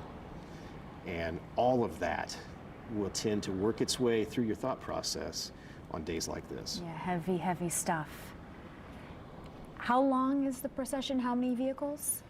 I was told there were up to 500 cars. Wow. Now, typically what we will do as you come up to the funeral service, we will ask you, are you going to stay are you going to the gravesite, or are you leaving after? And we will separate you. So that way we get everybody out just like this in the procession first, and then everybody else who's going to leave and go home, we'll worry about you leaving. Right. You go home on your own time. We've got more important things to do. So we have everybody kind of lined up in a certain spot, so that way when we go, we start feeding line after line after line of cars. So for there to be 500 cars there, I would not imagine 500 cars are going to go out to Crown Hill. Yeah. But the fact that there's 500 cars means there was likely over 500 police officers at this funeral service. That's amazing. That's just amazing. And as you mentioned before we get started, many of them, a number of them from other places, other states. Oh yeah, we're not just talking about Beech Grove or Indy Metro, Marion County, Central Indiana, statewide, surrounding states. There will likely be departments from California, Texas, Florida, Alabama, Georgia. Those are some of the states that always send folks. We always see them there. I've seen funeral services where Alaska comes. So yeah, it's quite the turnout, not just locally, not just in the community, but as a nationwide community of law enforcement that will turn out to support Brian Elliott. Trying to, not too far into the weeds, but how do you plan that? Like, have you ever been asked to go to a funeral out of the state to represent Indiana? Absolutely, absolutely. If you recall back when we had the shootings in Dallas, Texas in 2015. About that time, yeah. Yeah, I was down there for that one. Wow. I've been to Virginia, certainly details in Kentucky a lot since I'm down in the southern portion of the state. I've been all over. And the planning, we have our honor guard people. It's who can make it the shortest trip. We're not going to send somebody from the northern part of the state to go south. Yeah, it's, hey, can you go? Good, pack your bag. Right. Yeah. We're going to get you there, and you'll be there. Here's the plans. Here's the funeral visitation. Go and come back. So, yeah, on our end, when we send people, it's a pretty quick turnaround. Yeah. There's, hey, can you go? Okay, good. There's not, oh, let me check. There's no checking. Can you go? Yes, you're or no. going. Yes. Right. And then that doesn't go unnoticed when you go there. I would imagine how much they appreciate you being you'll there. hear. Oh, there's a trooper from Indiana. And the family will recognize that. And if we're fortunate enough to have a chance to meet the family and talk to them for a minute, boy, the appreciation that you're there, just overwhelming. It's like, oh, I feel really small right now. You know, I'm just a guy. You know, and you're so appreciative for me being here. What am I? You've lost a loved one. I'm here for you. You know, it's about perspective, but it is certainly a humbling experience. And we talked about this earlier, but from your standpoint, having the community support coming out to this funeral, this procession, and seeing the community lined up, what do you want our viewers to know about how far that really goes for officers? We can't thank the community enough. Every single person in this procession, I mean, going beyond just the Beech Grove community, Beech Grove officers, Beech Grove citizens, it goes so far beyond. Every police officer there that sees that turnout is thinking, hey, this is just awesome. This is great to see that there's so much true support and love for law enforcement and what we go out here and try to do. And people who are turning out, they've got better things to do with their time. They're working, they're busy, they have families, they have stuff to do other than go out and stand in the cold on the side of the street and watch a bunch of police cars go by. The fact of why they're out there and what they're doing for us, boy, you can't put that in words. Right. That's huge. We can't thank the community enough for their their outpour of support. It truly is heartfelt, and it's something we absolutely don't forget. I haven't seen the hearse yet. Have you guys? I haven't seen it drive by. It's a very good possibility that the procession's going to run. The hearse will be at the end. At the end. And as we try to do that, when those officers are getting to Crown Hill, get those cars parked, get them formed up, so that way, as the family shows up, you know, the hearse is coming in, they don't see a bunch of people meandering out with their cars. They're seeing a formation of officers that is just huge. Right. That is where you get the real kind of significance of having that officer presence. You know, it's one thing to see all these cars when you have everybody lined up to see and render their hand salutes as they pull Brian out of the hearse and move him into position for his final ceremony. Is the hearse normally at the end? Yes. Sometimes officers, I think I saw heard an intercom. They'll talk to people on the route. Yes, because I'm watching, like, I saw a Jeffersonville car, Evansville Police Department. They had just the patch on their door. Trying to see some of these cars as they go by, it's like, well, okay, you've got Southeast Indiana, Southwest Indiana, and literally. Thank goodness you have good eyes, because I can't see any of them. I was thinking. That's why you're doing what you're doing, man. And you see the people on the street there, just like you said, standing out there in the cold and just saying thank you. Yeah, it's not like they're popping up, saying hi and leaving. Staying. They're staying. That's. You just can't put that into words. Yeah. I mean, it's one thing to see it, describe it, what that means. Oh wow, just a big thank you. That's about all we can do. Is when we say thank you, we truly mean it. It is truly from the bottom of our heart. Thank you for your support. Again, this procession going to the Beech Grove Police Department for Officer Elliott's 1042. Again, explain to us 1041. The meaning and 1042. So law enforcement in Indiana has what we call our signal codes and our 10 codes. And it's trying to. Is that specific for Indiana? A lot of our codes are, yes. Okay. We try to minimize. Other states have 10 codes and stuff, but they're different than ours. It's to minimize radio traffic. When you say a certain code, everybody knows exactly what that means, rather than getting tongue-tied with a word salad on the radio. So when we go 1041, that means we're signing on duty. 1042 means we sign off. And it's the expectation that at the end of your shift, you pick up that radio and you mark your, like if I'm signing off, I would say Sellersburg 4512, 1042. Brian Elliott was not able to do that. He has not signed 1042 from his final shift because his life was taken from him.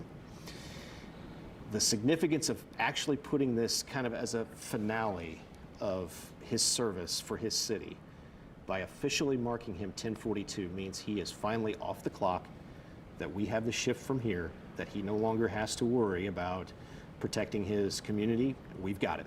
We will take care of it for him. And he's officially done working.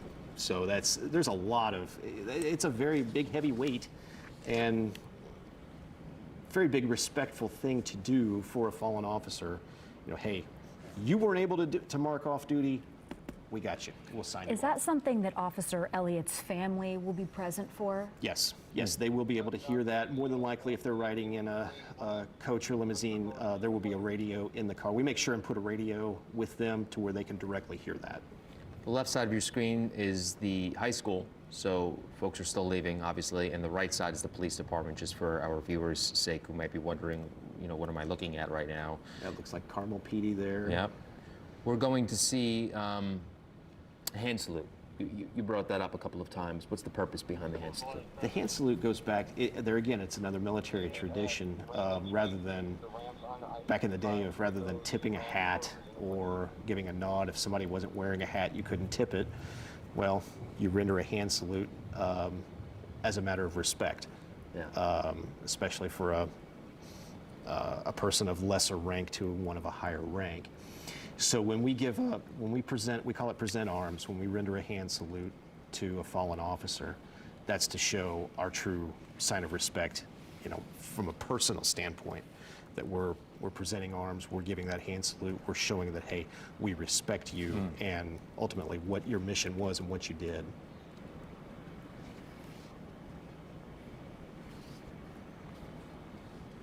It was 1 week ago that Officer Brian Elliott unfortunately lost his life at just 33 years old. If you're just joining us now, we have been watching the ceremony for Officer Brian Elliott. We pointed out that his wife and his parents didn't speak. Is that a choice? Were they offered to whether or not they wanted to say some words? Yes, that would be a choice. And I cannot imagine, if I was to get up there and try to eulogize my spouse who'd just been killed in the line of duty. Right. I don't know that I would be able to get 5 words out. Sometimes it's better off that you just decline. But yes, they are offered the opportunity. Who would you like to have speak? Who would you like to speak? We've had funerals where fathers have gotten up and talked, brothers. Usually, I probably can say all spouses have not. And it's understandable. It's just an extraordinarily difficult spot to be put in to get up and talk.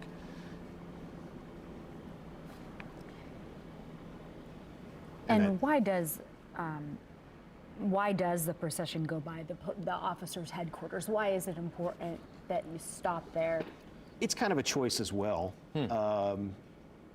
It's especially with, in this case, you have the high school, the police department's right there. You might as well go ahead and feed it by to give one more bit of respect for the police department to Brian.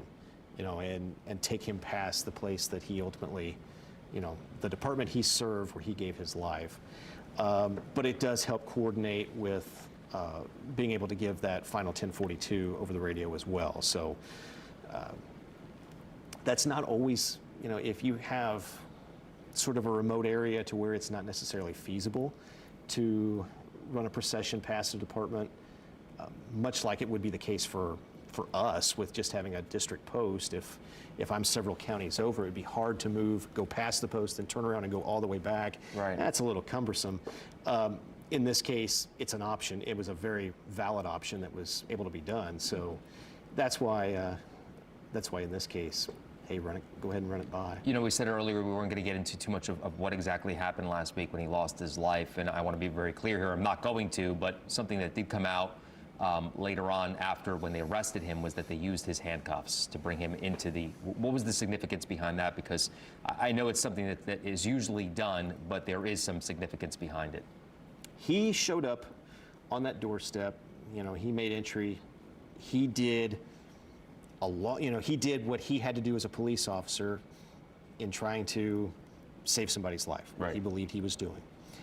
To ultimately be able to take his handcuffs and put those on a person that is responsible for his death, the significance of that means it's more to the bad guy. Hey, you may have taken his life, but his handcuffs have still got you locked up. Yep. So there's a lot to that it may seem like a little deal. It may seem just kind of like and not necessarily important, but for the officers there of being able to say, hey, we've made an arrest in the person who allegedly took your life, and we used your handcuffs. That means a lot to the family. It means a lot to his coworkers. It means a lot to his partner who was also shot. I would definitely, without hesitation, without question, if my partner lost his life and I was able to make an arrest one way or another, I'm getting those handcuffs and I'm putting them on the guy that we're arresting. Yeah. We were talking, I can't imagine what his wife and his parents are going through this week. Seeing the community support, seeing this procession, that has to be pretty heavy. There's a lot of questions of people, they'll say, oh, I can't imagine. His wife must feel terrible, his wife must be a wreck. I'll address that and I'll put that in perspective for folks who may actually wonder, because I can kind of give you a little bit of insight on that. From the point that she was notified that Brian had been shot to now, she's probably not been left alone. There's been some form of law enforcement there with her. There have been people constantly asking questions, trying to plan this. It's been an extraordinarily hectic week to where Erin has probably not had a wink of sleep. she's not had time to process, to truly process, or begin to process what has happened. So to look at her, she may seem like she's kind of out of it. Yeah, in a way, she's sleep deprived, no question. She's not had a moment to herself to where she can actually think, oh my gosh, my life has completely changed. This will really not hit her probably until she wakes up tomorrow morning. All of the final rites will be done. Her husband will be laid to rest, and she's going to get up tomorrow, and then it's going to hit. And when it hits, I'm telling you, it's going to hit hard. And it's just one of those situations where I'm sure Beech Grove as a whole, the Beech Grove Police Department, the other wives of other officers will be there at her beck and call, because she will be making phone calls. You know, she's not going to know. It'll be just this wave of emotion that will all hit her all at once. And it's certainly not like, you know, you try to equate it to somebody who loses a loved one. It's not the same, because the involvement that you have from the point that they died to now. You normally have a few minutes to process the fact if you lose a parent, lose a spouse, lose a brother, sister. She's not had that. She's not had that time to herself. When everything gets quiet. Yes, it's once the lights go down and she's by herself that it's going to hit, and ooh, it's heart-wrenching. And they were just starting out, married in 2023. My goodness. And that support doesn't end here or over the next few months. That support continues on for, in some cases, years to come, right? It does, and I can give you a good example of that. For our department, Scott Patrick was shot and killed in the line of duty in 2001. His wife, Melissa, is now a principal at one of the schools in New Albany, Indiana. I got a phone call could I come down and help with a career day at her school? Yeah. And had a chance to talk to her. And I hadn't talked to her in, it'd probably been a couple years. But certainly know who she is, talk to her, interact, hey, how are you? I'll make a joke, hey, I haven't seen you in a while. But I was like, hey, the last time I saw you was when we had your son's senior night. Yep. Wow. Yep. There's always, you have to take it serious. You can't just be like, oh yeah, I think that's the gal whose husband was, no, it has to be taken serious. I was just thinking earlier, Gary Dudley was our commander of our academy. He was killed in 2006. He was my commander. I know his wife well. I saw Carolyn, I guess the last time I saw her was last November. But to be able to say, yes, I know your name, I know your husband, I know you. That means so much to the widows, you know, that they're not forgotten, which means their husbands are not forgotten, which means why they died and what they were doing is remembered. That's truly what is going to be counted on by Erin as she goes forward. Yeah. So I think some people would, do I say something? Does it make it better or worse? Oh, no, it's say hi, introduce yourself. Something. I knew your husband. It means a lot if they're constantly getting that support of, my husband made a difference in your life. My husband interacted with you. Now, if it's, your husband took me to jail, your husband wrote me tickets, my wife gets that. I mean, that's kind of annoying, whatever. But you kind of get the point of, hey, I knew your husband. Your husband was a good guy. Your husband did me right. I got a ticket, but he was polite. You know, something along those lines, to where she sees the interaction that he had with the community, and the community's turning around and paying it back. That's important to her. That'll be a big thing going forward. We were talking, how many families are impacted by loss? How many officers have died in the line of duty in Indiana? The Indiana State Police has lost 47, 44 sworn, 2 motor carrier inspectors, and 1 civilian. In Indiana as a whole, it's over 500. Wow. And that's going back to the 19th century a little bit for some of those, but still, for there to be over 500 law enforcement officers in just one state that took on a profession, took on a career, and didn't come home, man, that's a lot. That's a lot. And like the night this happened, was trying to figure out what was going on, talking with my honor guard commander. It's like, this is getting old. It really just, you're on for so long that it starts to wear on you. It just gets old. You're tired of seeing this. You never want to have this happen, ever, ever. And then, but for the fact that we kind of don't want to forget, there were 2 police officers shot this night. Right. You know, and this could have been even worse. Boy, this gets old to see. It just, yes, the ceremony, the circumstances, it's so amazing to watch. I don't want to watch it anymore. Right. I don't want to continue seeing this in our society. I don't blame you. Yeah.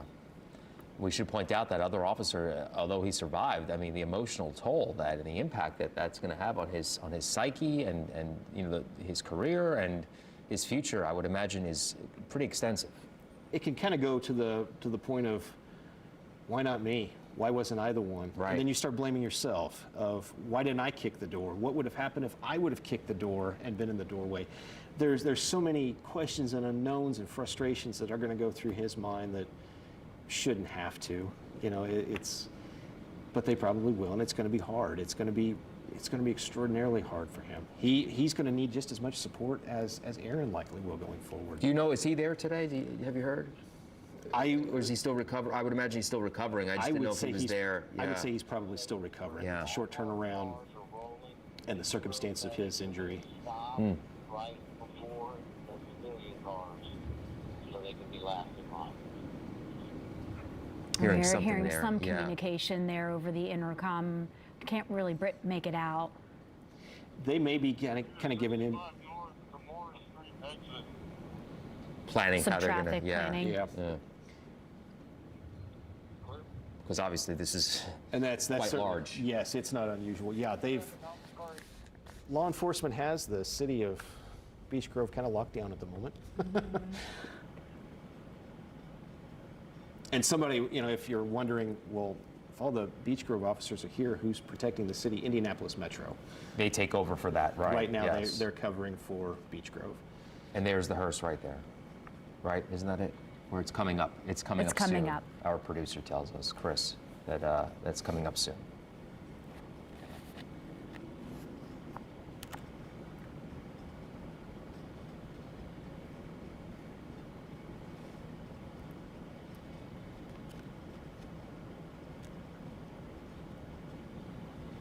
So if you're just joining us again, we are watching the procession for Officer Brian Elliott, who was killed in the line of duty 1 week ago today. The ceremony for his funeral wrapped up a little while ago. We are watching as hundreds of police cars make their way to the Beech Grove Police Department for the final 10:42 before then driving to Crown Hill Cemetery. Now, as we're seeing Beech Grove officers, that's usually the department who had the loss will be the cars immediately in front of the hearse. So Right. Beech Grove certainly leading their man in.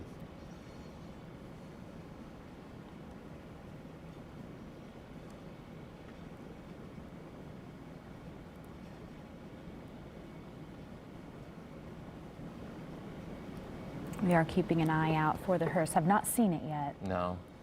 It might be in the back, right? I would imagine. Usually it might is be in the last back, one. you said. Yeah, it should be following. And if they have almost 40 officers, it's going to be quite a few Some time. cars to push through before they get to them. After the 10:42, just looking ahead to Crown Hill Cemetery and some of the notes here, what does the meaning of the 21 gun salute? So it's not actually a 21 gun salute. The 21 gun salute is done by the military in honor of dignitaries. 21 gun salute would be artillery fired off if the President of the United States was to have a funeral.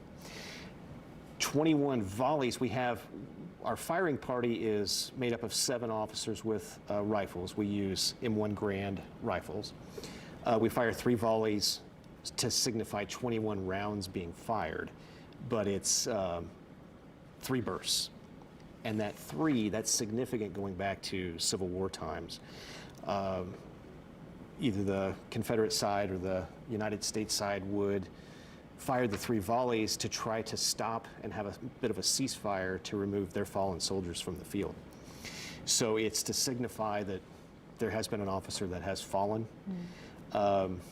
we'll fire those 3 volleys in unison, so it should sound like 3 snaps, ideally, if my guys get it right. So kind of hanging on that one a little bit, because that's my team. So I'll be hopefully not having to critique them too much. Do good, guys. Anyway, they'll fire the 3 volleys, then taps will be played. Again, taps falls back to Civil War times as well. It was sometimes used, initially it was kind of a tune played to signify lights out, candles out, but they had to use that as well, along with the volleys, to help as a bit of a ceasefire to remove their fallen. And if you don't get chills during taps, you're not alive. I mean, right. Would you believe there's actually words to taps? Is it really? I have it. There's some different variations as far as the wording of that, but yeah, there's actually. So it's you gave us those words: fading light, fading night, trumpet calls as the sun sinks from sight. Sleep in peace, comrade dear, God is near. Wow. Yeah, that's one of the variations of actual words. You would never think that there would be words that would be put to 24 notes, but yeah, that's. And then after the taps, the comparison horse, right, will also. Honor Guard will come out and do the flag fold after the taps. Yes, the horse gets let in it should be staged at Crown Hill, so it'll be escorted in. The riderless horse. The boots are actually going to be faced backwards. And that goes back, Alexander Hamilton was actually the first person to have a funeral with that riderless horse and the boots put in backwards to look back at the people that you, in military terms, that you commanded, that you are now leaving behind.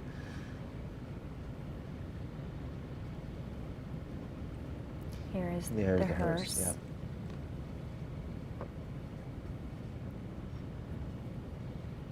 State trooper right there in front too, right, Phil?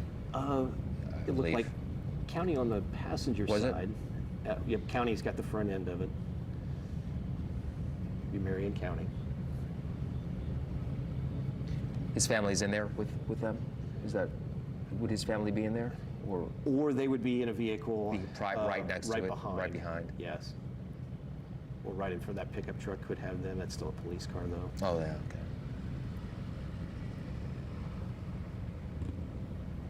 But yeah, if you're standing right there right now with all of those motorcycles going pretty slow, that is extraordinarily loud, even in this cold weather.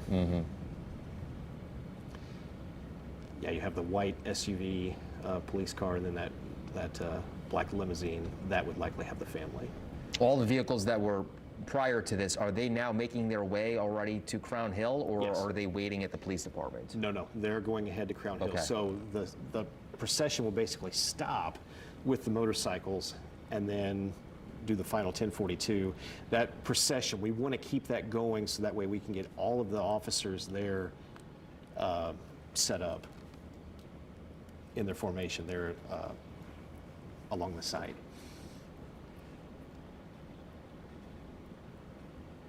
Chris, what did you say? Where are we going? Going to come back to us, and then we're going to wait until they get to the police department. Okay. Because the police department not too far from that shot there from at the high school. Right. So it's only momentarily we will hear So hear just that waiting for that. 1042. Yeah. We talked about the comparison, the significance of the riderless horse. riderless horse. Yes, that riderless horse. I mean, if we're going back to Alexander Hamilton times, Abraham Lincoln had it as well in his funeral.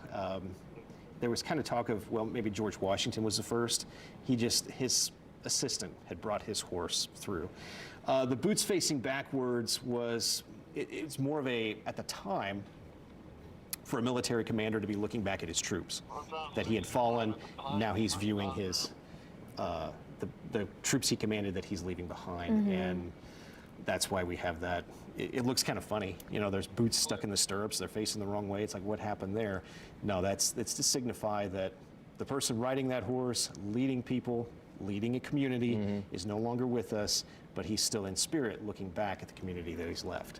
Something that dates back that long ago, and Yes. it That we still do holds it. true Yeah. that we still do it. And we said at the very beginning of this broadcast, tradition would be something that we'd be focused on throughout the course of this funeral. And yeah, almost every part that we touch has got some sort of history or tradition back to it. It may not necessarily be law enforcement tradition, but there's an origin to it, and we continue to carry that forward and build on that. Yeah, I guess I didn't realize how many parallels there are between the military and police, and I mean, every step of the way today. Right, and people may think, oh yeah, like a bunch of military, you got your military vehicles and all this. It's not so much that. It's, you have to build upon something. You have to have a foundation for your creation somewhere. And in the case of law enforcement, well, what better way to start structuring protecting the public than building off of something you had to protect your country? Yeah, these people standing along the route, they have not moved. They've not moved. Been there the whole time. They're going to have a hard time moving, as cold as they are, but it's, yeah, what respect. I mean, they're out there respecting us. We're in the car respecting them for being there. I mean, it's just a 100% a mutual respect, probably more so on our end. The fact that they're there, it's like, kudos to you folks, everybody who's come out in support of Brian Elliott today along that procession route, or in the last couple of days. We can't, as law enforcement, thank you enough. What do you think it's like for these police officers? These are obviously Beech Grove police officers that are passing by right now, especially knowing that this 1042 is going to happen here momentarily. They'd rather be anywhere but here. Yeah. I mean, there's no other way to put it. They would rather be doing anything than this. It hits way too close to home. You know, it's just, it's one of theirs. It's tremendously difficult. And that is something, again, that can be heard everywhere. Yes, yes. So every police officer that's got their radio turned to the right channel will be able to hear it. Anybody standing outside of Beech Grove Police Department should be able to hear it. And then I would imagine they've probably made arrangements for that to be streamed somewhere online or recorded where it can be played back.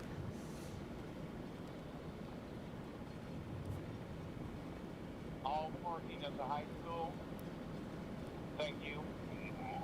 Job well done. Yeah, so it sounds like with the radio traffic they've got going kind of in the background there, everything's cleared out of the high school. So that's progress. That means everybody's on their way, at least trying to get towards the right direction, right.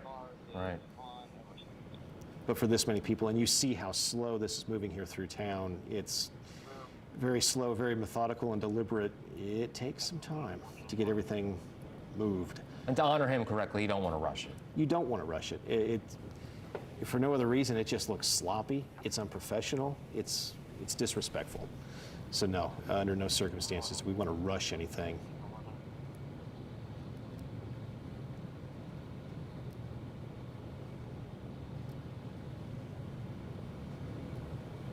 Here's the hearse now coming up here, a couple cars back.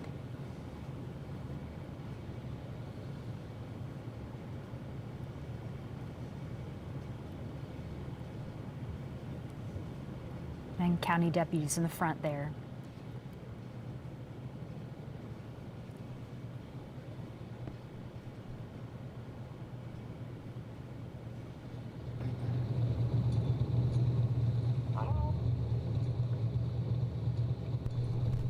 Beech Grove 59. Beech Grove 59. Officer Brian Elliott. On February 16th, 2026, Officer Brian Elliott of the Beech Grove Police Department answered his final call. While investigating a disturbance, Officer Elliott was fatally shot. There is no greater love than a man that would lay down their life for another. Beech Grove Police Department, Officer Brian Elliott, Beech Grove 59, is 1042. He has gone home for the final time.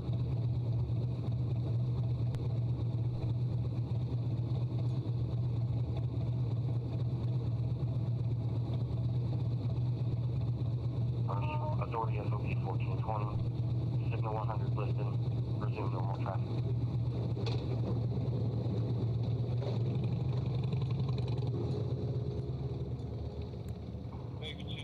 You just heard the final 1042 call for fallen officer Brian Elliott. Chills. Chills is one way to put it. Yeah. Yeah, it's a little tough. Yeah.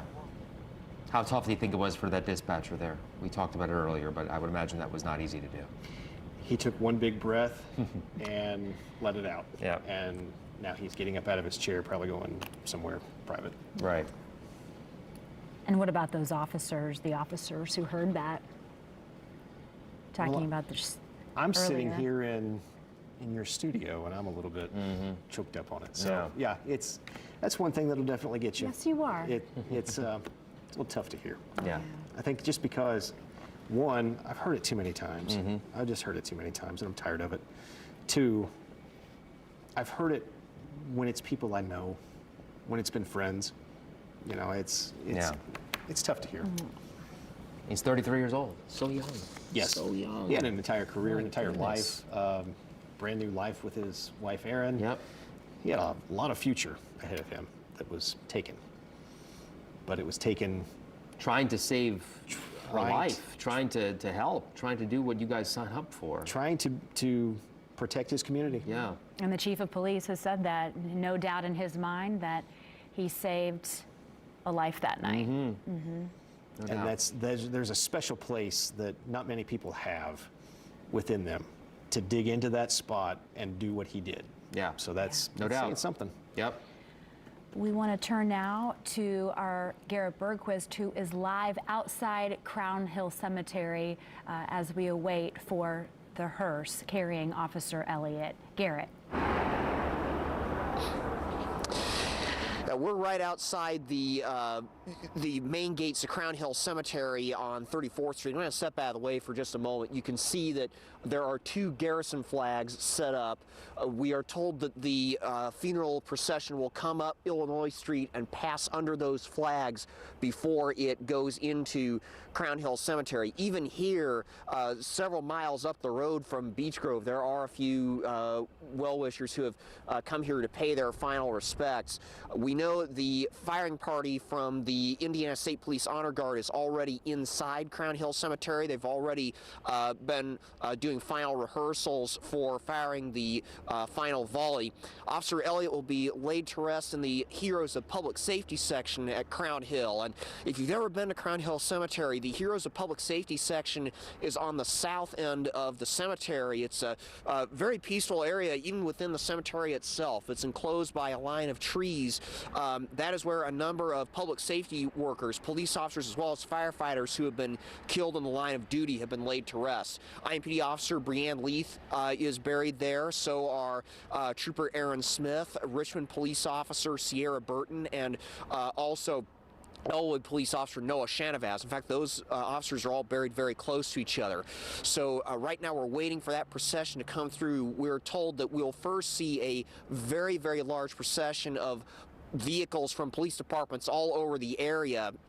Certainly around the state. It wouldn't surprise me if we see several out-of-state departments here as well. The hearse carrying Officer Elliott will be toward the back of that procession, we are told.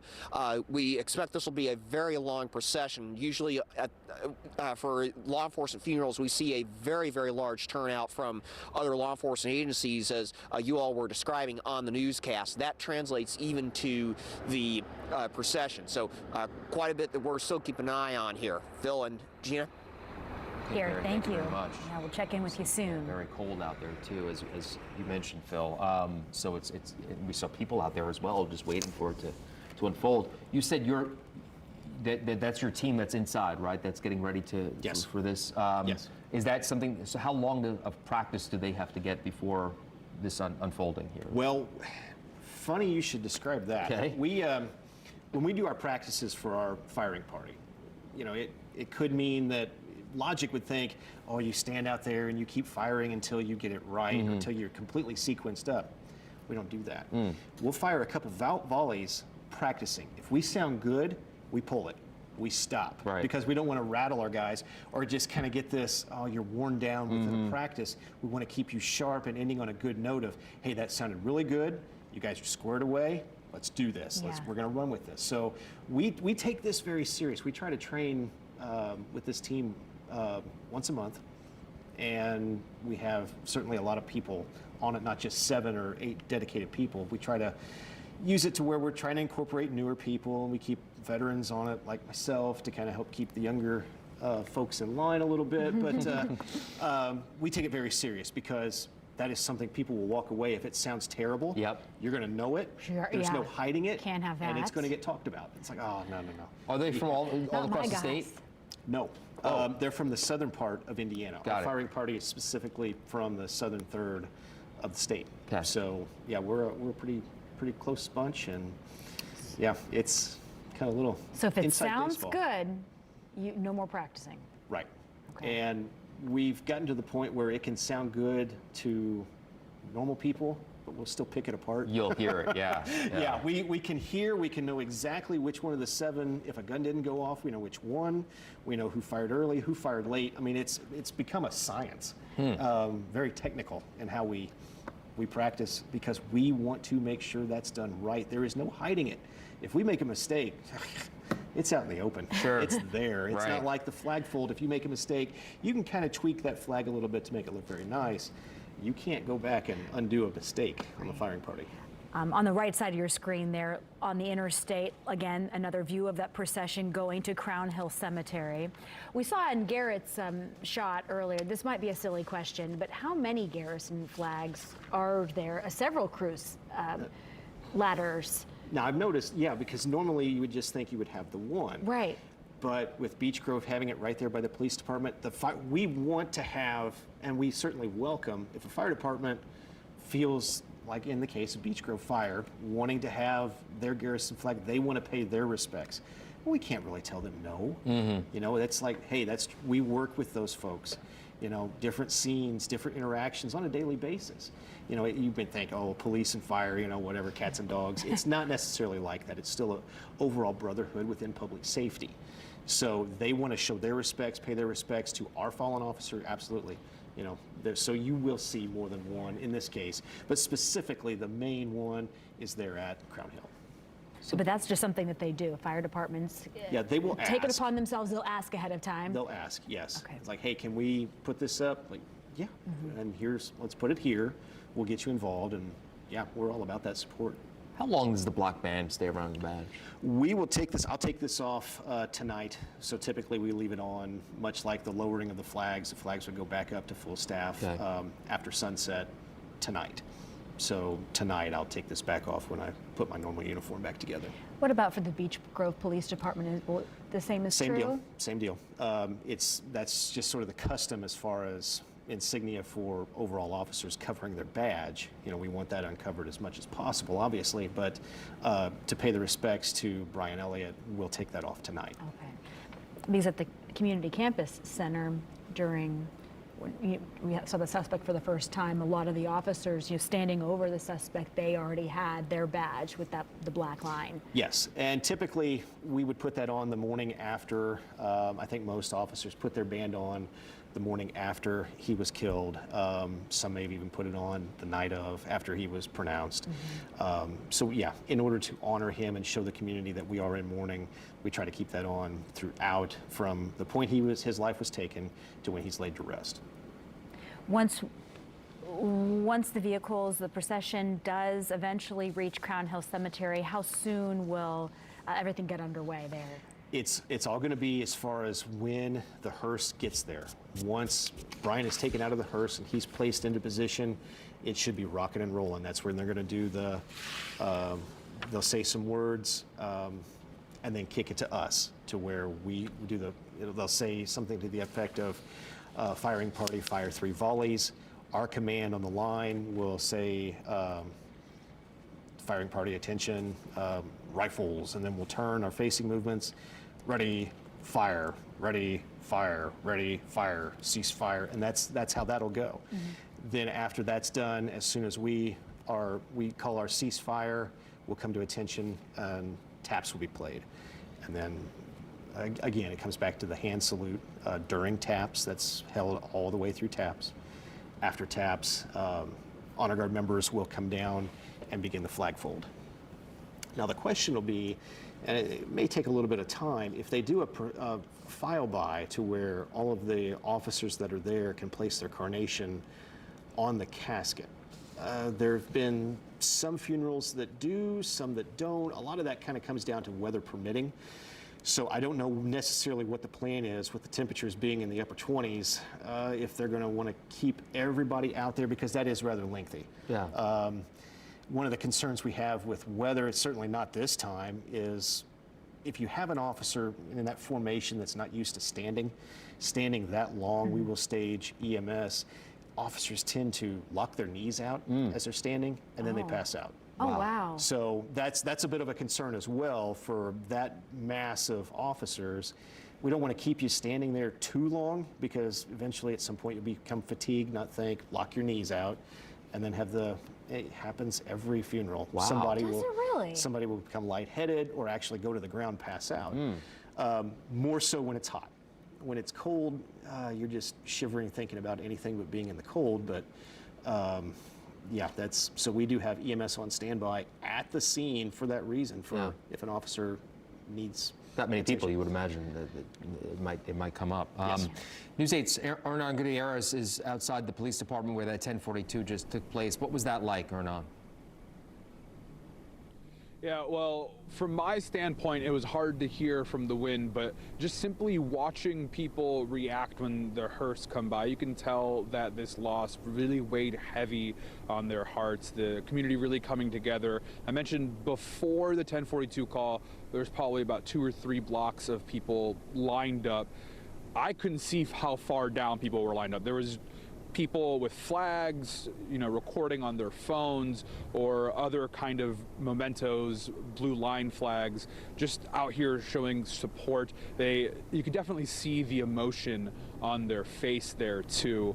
Everything here has torn down pretty quickly. The fire department just took down the garrison flag that was just to the left of me over here, just by the police station. So again, a very clearly emotional day for the town here, and they wore it on their hearts. You could see how much this final call, the 1042, it meant to just be here to support for the rest of the fire department and Officer Elliott's family. Back to you guys. Hernan, I don't know if you mentioned at the beginning, we were kind of talking to production in the background, but how many people were out and about resident-wise? How many people were around there during the 1042?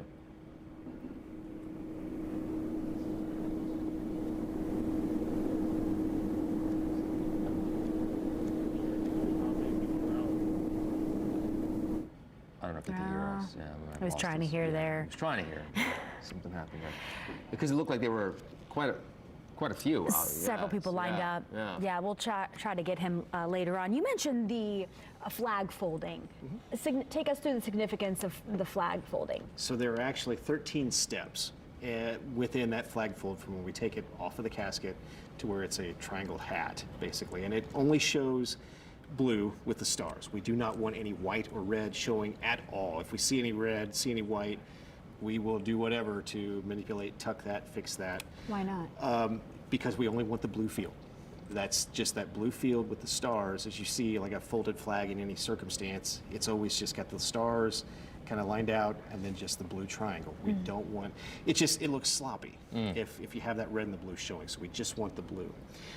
Typically with a line of duty funeral, we'll have 8 people assist with folding that flag, so it does get a little bit cumbersome trying to move it off of the casket to get that in position where we can fold that real nice. But it's very sequential, very slow, and each of those 13 folds carries an actual meaning behind it. So who would think it was, okay, it takes 13 steps to fold the flag, but each one of those steps, the military and over tradition has kind of outlined a reason of why each one of those is done. And we'll take our time with it. We'll work all the way through. It's kind of inspected more than once by our officers before we hand it to a commander who's going to give it to the family. We want to make sure that the thing is crisp, it's tight, it's well put together to where when that family gets that flag, that's it. We're not going to have to go back and mess with it again. And that happens at the very end at Crown Hill Cemetery? Yes, that will be after taps, after the firing party. Let's check in with Garrett Bergquist, who is live right now outside of Crown Hill Cemetery. Garrett. And we are beginning to see the funeral procession come into view here. Right now we have IMPD's motorcycle patrol unit coming in to the main gate of Crown Hill Cemetery. Also several state troopers and members of other area police departments coming through. I see IUPD as well. Now we have some of the rest of the procession beginning to come through. At this point, the roads around us have been closed off to traffic so that only the procession will be able to come through, and they'll be able to come through unimpeded. I'm seeing quite a number of agencies already. As you were discussing earlier in the newscast, we're seeing agencies from all over Indiana coming in to pay their final respects to Officer Brian Elliott. Once again, we're told that the coach bearing Officer Elliott is toward the end of this procession. And once again, once they pull into the cemetery, which the first units are beginning to right now, they will proceed to the Heroes of Public Safety section. That section opened a little over 20 years ago. It's in the south end of the Crown Hill Cemetery, and that whole section of the Heroes of Public Safety is where they bury public safety workers who die in the line of duty, police officers as well as firefighters. A number of officers who have been killed in line of duty recently are buried there, such as Elwood Police Officer Noah Shanavaz, State Trooper Aaron Smith, and Richmond Police Officer Sierra Burton. So far, I've seen Howard County Sheriff Vincennes PD just saw 2 Westfield Police Department cruisers come through. Obviously, a number of IMPD cruisers as well. Carmel PD is coming into view right now. Earlier, there was a small contingent of vehicles that went in ahead of everyone else. I saw there was a Beech Grove Police Department vehicle as part of that as well. Those are part of the preparations inside the Heroes of Public Safety section within Crown Hill Cemetery. I'm keeping an eye on a feed out of the Heroes Public Safety section as well. That one is, you can see that there are flags already at half staff there. Everything is set up, ready for the procession to arrive. The Indiana State Police Honor Guard is already in position. We saw the firing party getting ready. They did a couple of practice volleys. We see the Marion County, or excuse me, Eskenazi Health Police Department coming through right now, as well as Lawrence PD. Just a sea of police vehicles coming through one at a time here, all with lights on but no sirens, as you were discussing earlier. Had a chance to talk to some of the folks who are out there that are just watching this. They're on the left-hand side of your screen, of our screen? Not yet. A handful of people have arrived at this location to pay their final respects. Obviously, most of the well-wishers have been down closer to Beech Grove, but we do see a small number of people here who are watching as well. Yeah, line there, American flags, people waving, not really letting the cold stop them from coming out and honoring Officer Elliott and showing their support for all these police departments here around the country. Very long procession. We are trying to keep an eye out for the hearse, which is at the very back of the procession. Sit tight out there, Tara. Thank you very much. And to give everybody their bearings here, we're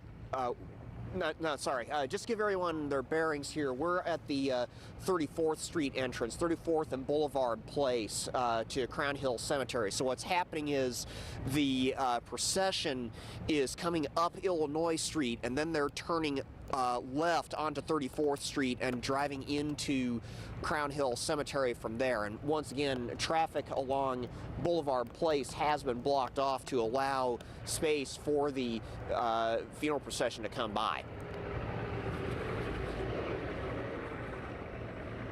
All right, thank you very much, Garrett. We're going to check in with you soon here, momentarily. It's going to be a little while, but it sounds like everything's in place, right? For this to take, once the hearse does make it there, it's pretty much boom, boom, boom, right? Yes, everything has been in place since this morning. In fact, our firing party team was told to be there at 9 o'clock. Wow. Wow. So yeah, and it seems like it's kind of overkill a little bit, not so much. We want to make sure we have everybody there, that we can kind of get comfortable with the area, know exactly where we're going to set up. And that goes for not only us, but where we're going to put the bugler, where the honor guard members for the flag fold are going to be set up and move in. So there's a lot of moving pieces that we want to make sure are put in place well in advance, no questions asked, and we're ready to go. Is Crown Hill always an option? And is that a choice by the family, whether or not they want it to take place there? Yes, that's an option. Now, if the family decided they wanted to have Brian be buried in Beech Grove, that could have happened as well. But it's kind of it's an option that is almost hard to pass up. I don't want to know how better to say that, because there's always going to be people wanting to honor fallen public safety members that will congregate there, and to have your loved one there, I think kind of means a lot. Sure. You know, they're not going to be hidden away. They're not going to be tucked in to where just family may see. You know, let everybody go and visit and pay their respects over time. Yeah. You mentioned the taps. Take us through what the meaning of the taps is. Taps is something that goes back towards the Civil War as well, and it was kind of tied in when one of the sides fighting in the Civil War would need to remove fallen soldiers from the battlefield. They would fire their 3 volleys to signify to the other side, hey, we need to remove our fallen soldiers.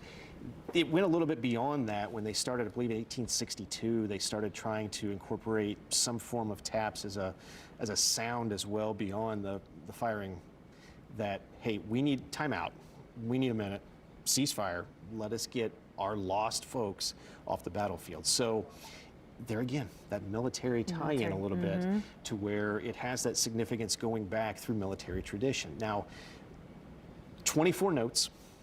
It sounds kind of, I mean, you can play it on a bugle with just blowing. There's not really anything to push on a bugle, not like a trumpet. You wouldn't think that 24 notes played in sequence would carry the significance that it does. Hearing taps will just about get an officer as much as hearing that final 1042 call, because there's some finality to that. That's the end of the line. Taps means this is pretty much over. We're laying our guy to rest.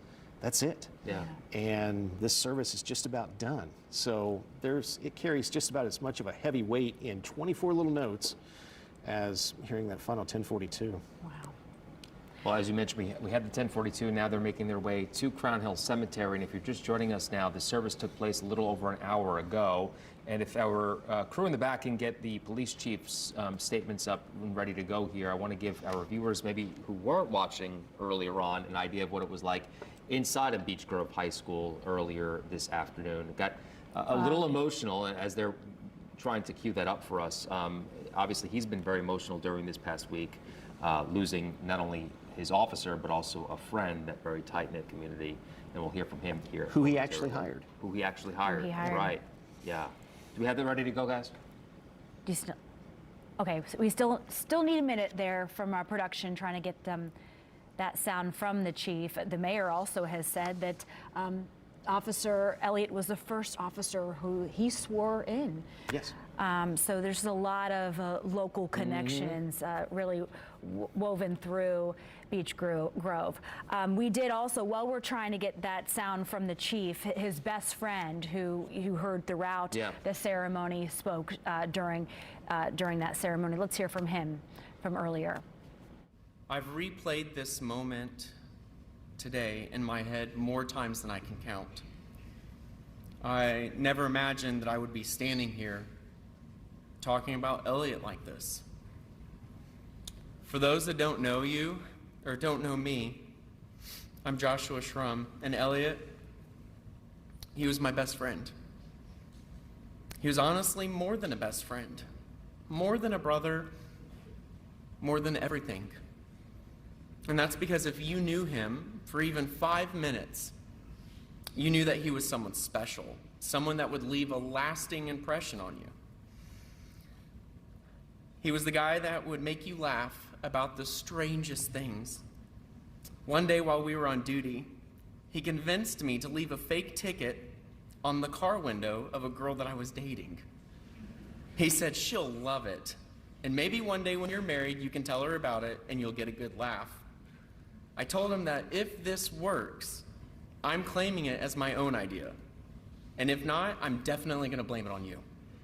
Well, you were right, Elliot. It worked, and I admit, it was your idea. Elliot had a way to talk to you and just instantly make you feel like you've known him for years. He could talk to you for hours about the recent modifications that he made to his car. Or maybe you would get an in-depth conversation about whether a hot dog was in fact considered a sandwich. Or just maybe you get one of those rare conversations about his love for cigars. But they weren't that rare. In fact, it was quite frequent. See, I remember the exact day, back in 2019. I told him that I wanted to get a group of guys together to relax, have fun, all while smoking a cigar. He looked at me and he said, "Shrum, I don't know much about cigars, but I can pretend. Let's go with it." Little did he know that he would quickly become the vice president of our cigar club, the Circle City Cigar Club. A club that allowed us to meet, spend time with, and grow close to some of the most amazing people I have ever met in my life. All because he said, "Let's go with it." But that was the type of man he was. He was the guy that would help you out without hesitation. The guy that would sit with you in silence if that's what you needed. He didn't need credit. He just needed to know that the people he loved were okay. Early in his law enforcement career, I got assigned as his first field training officer. Elliot was green, very green. We had a particular shift that was long, very stressful, and it involved us dealing with some very tough situations. I won't go into detail of what we went through, but anyone not in law enforcement, let alone a brand new officer, it'd be a lot to take in. We were leaving that day, and he wasn't concerned on how he performed. He didn't care if he checked all the boxes as a rookie. He didn't even care that earlier that day he had cut his hand, and it was a bad cut. Instead, he looked at me and he said, "Hey, Shrum, are you okay?" He cared about me, and that was Elliot. No spotlight, no applause, just steady, solid, there. Elliot didn't just serve a community, he built one. He made people feel safe, feel heard, feel included. Not because of the badge he wore, but because of the man that he was. He made those quiet sacrifices that you would never see. I'm sorry, Aaron, I gotta say this. I remember him telling me that he was gonna propose to Aaron, and I told him about time. I said, "You better do it before she really gets to know you." His response was, "Do you think I need to do something different in our relationship?" I explained that he was doing everything right. It wasn't until later that I realized he thought I was serious. See, he was looking internally and making sure that he was doing everything that he should in that relationship. He wasn't worried about himself. He was making sure that he was putting her first, a quiet sacrifice to ensure that those around him were placed before himself.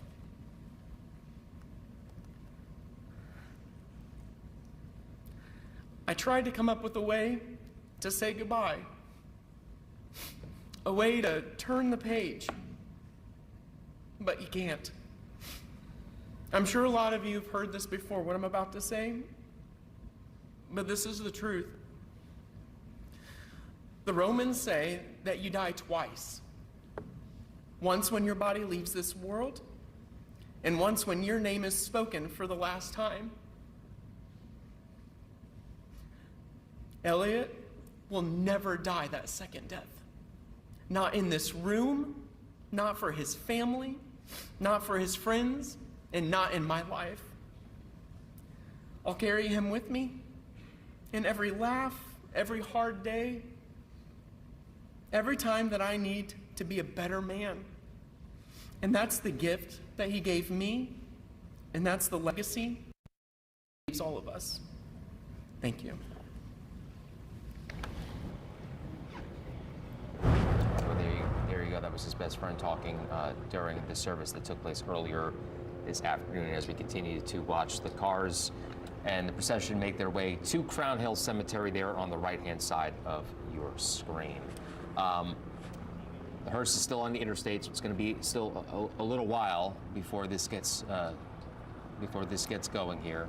But again, the garrison flag there, as you mentioned before, Phil, that you mentioned there are a number of them. A lot of fire departments have them throughout the area, right? Right, and we saw one there with Beech Grove right there by the police department. The fire departments want to be involved because they lost part of their community as well. And it's not necessarily, the adversaries like people lead to believe, right? Like fire and police, whatever. Okay, you can have your jokes, but at the end of the day, we're still there for the same mission, and that's serving you as the community. Sure. And when they have a loss like that, they want to be involved. They want to do their part. Hey, what can we do? Can we put the garrison flag up? Yes, absolutely. Let's see if we can get that done. So try to line out a place for them to do it. So that's one flag as part of this procession. Now, of course, right here by Crown Hill, another one. Fire department's just begging, hey, what can we do to help? Right. What can we do to show our support? Can we do anything? And yeah, absolutely. Let's get you involved as well.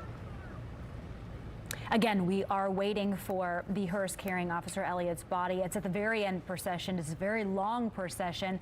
I'm looking at these cameras here. This is right outside of Crown Hill Cemetery. Hundreds of cars. Also looking at a camera on the interstate of all of the cars in this procession. So it is going to be a while. So as we wait, let's go back out live to our Garrett Bergquist, who is right at the procession at Crown Hill Cemetery. Garrett, what are you seeing? So once again, a very, very long line of police vehicles from all over Indiana going through the gates to Crown Hill. I talked a little bit ago off camera with a couple of the well-wishers who had come out. A man brought his daughter here because he said that he wanted her to see this and understand the importance of this. And then I also talked to a woman who says that she has a number of extended family who work in law enforcement in Kentucky, in Frankfort, if I remember correctly, as well as with the Kentucky State Police. And she says that, for a family who have members in law enforcement, this every time a law enforcement officer is killed, it's a very personal feeling. She told me that she came out for IMPD Officer Breanne Leith's funeral a few years ago. Once again, we're continuing to see just one car after another go down 34th Street past the intersection with Boulevard Place into the main gates at Crown Hill. Inside Crown Hill, I've been keeping an eye on the feed from in there. Officers are continuing to assemble for the service in the Heroes of Public Safety section.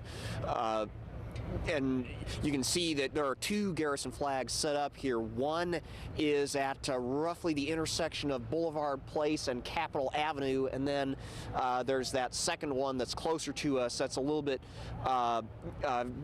say about 50 or so yards down the road from where we are right now. Once again, it's just to orient our viewers, because there are a couple different gates that enter into Crown Hill Cemetery. This is the gate that is right off 34th and Boulevard Place. This is on the west side of the cemetery, or excuse me, the east side of the cemetery, if you're looking at a map going north-south. Good perspective, Garrett. Thank you very much. Phil, you were saying that we heard from his best friend, and you made the connection because your best friend is also your partner as well, or at least was at some point, right? One of my best friends is my shift partner. He's a K-9 unit with our department, and you can relate because I know what kind of time he spent with Brian, outside of the job as well.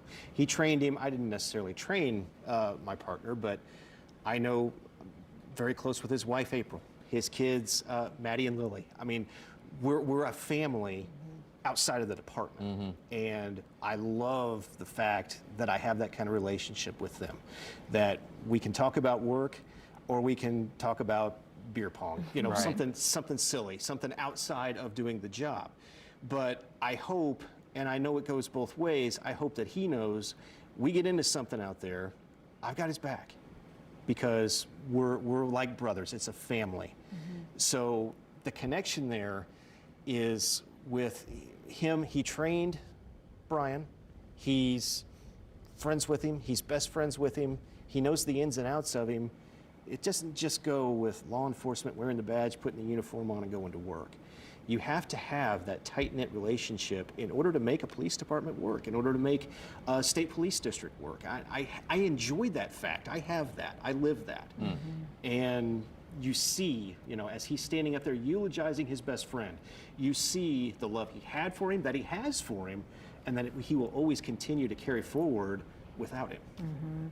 Again, live pictures for those just joining us live at the entrance of Crown Hill Cemetery of a very long procession. We're waiting for the hearse carrying Officer Elliott's body. Once we get in, once we get settled, Phil, take us through what's going to happen again for those folks who are just joining us. So the coach is going to, the hearse is going to pull up as close to the memorial as possible, and that's going to make it easier for the pallbearers to remove his casket and put him in place. And I think we saw some images earlier of the green matting. That's where he's going to be placed. So once he is in position, and there will be hand salutes from when he starts to come out of the hearse, officers honor guard present arms. So everybody in the formation will be required to present arms, give a hand salute. They'll hold that until they get him in place and then order arms. And then the Master of Ceremonies will speak to the behalf of the service and then basically turn it over to us as the honor guard as a whole. That's where you're going to get the first thing up will be the firing party. Firing party, fire 3 volleys.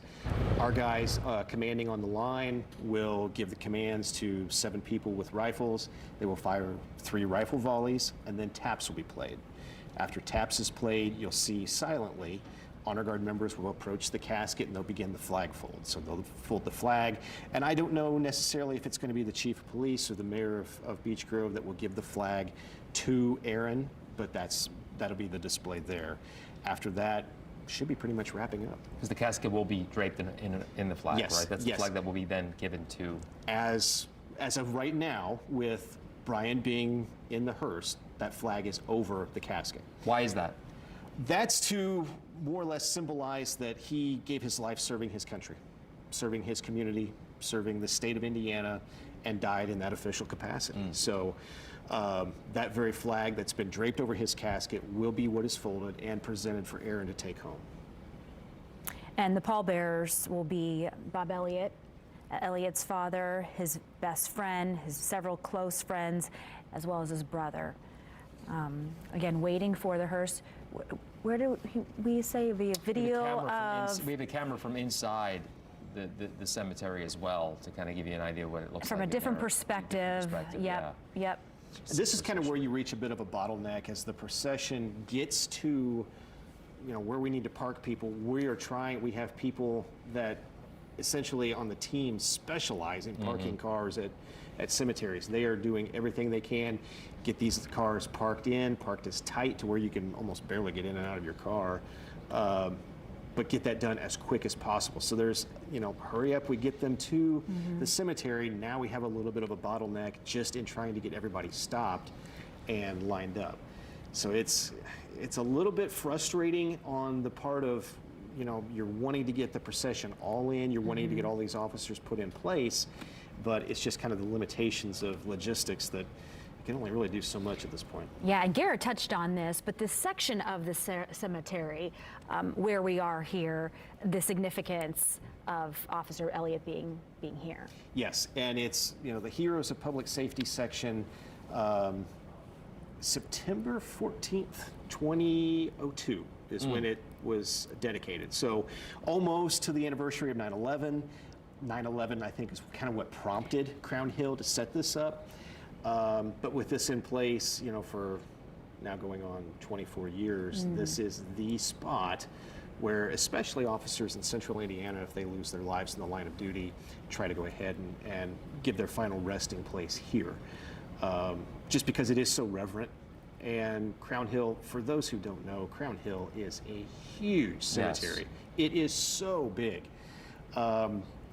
If you had all of these officers who died in the line of duty scattered about, trying to find a grave, that would be tough there. To have this area completely dedicated for public safety officials who have died means a lot. It means a lot to us that there's just one place where if I was to go visit Lieutenant Gary Dudley, I could visit Aaron Smith as well, from a state police perspective, both of those being laid to rest there.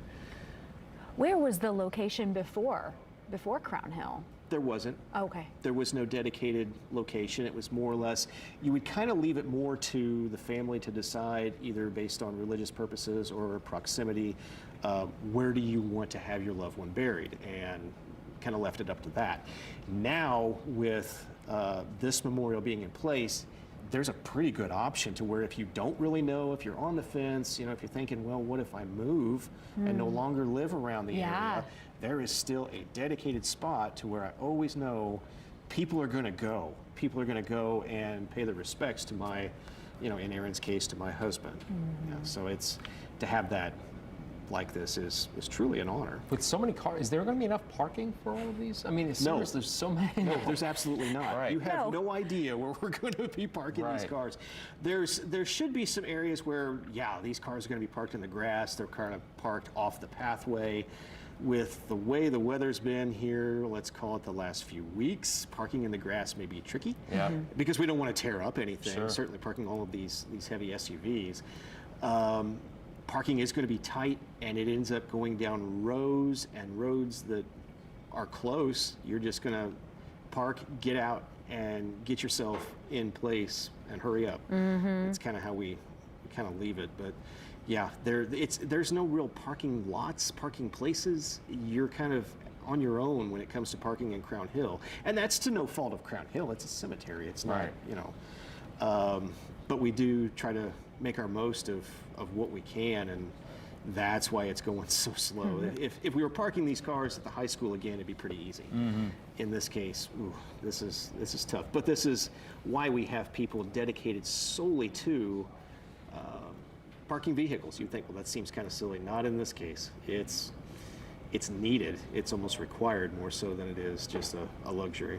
We see some little ones, some families along the procession route. We touched on it earlier, but the opportunity for families just to see this, and you know, a lesson really here, but also for the officers to see these families out is important. It's very much, it pulls in the heartstrings when you see, you know, you see community members and then they bring their kids, because that means that adult believes this is important enough to share with their family.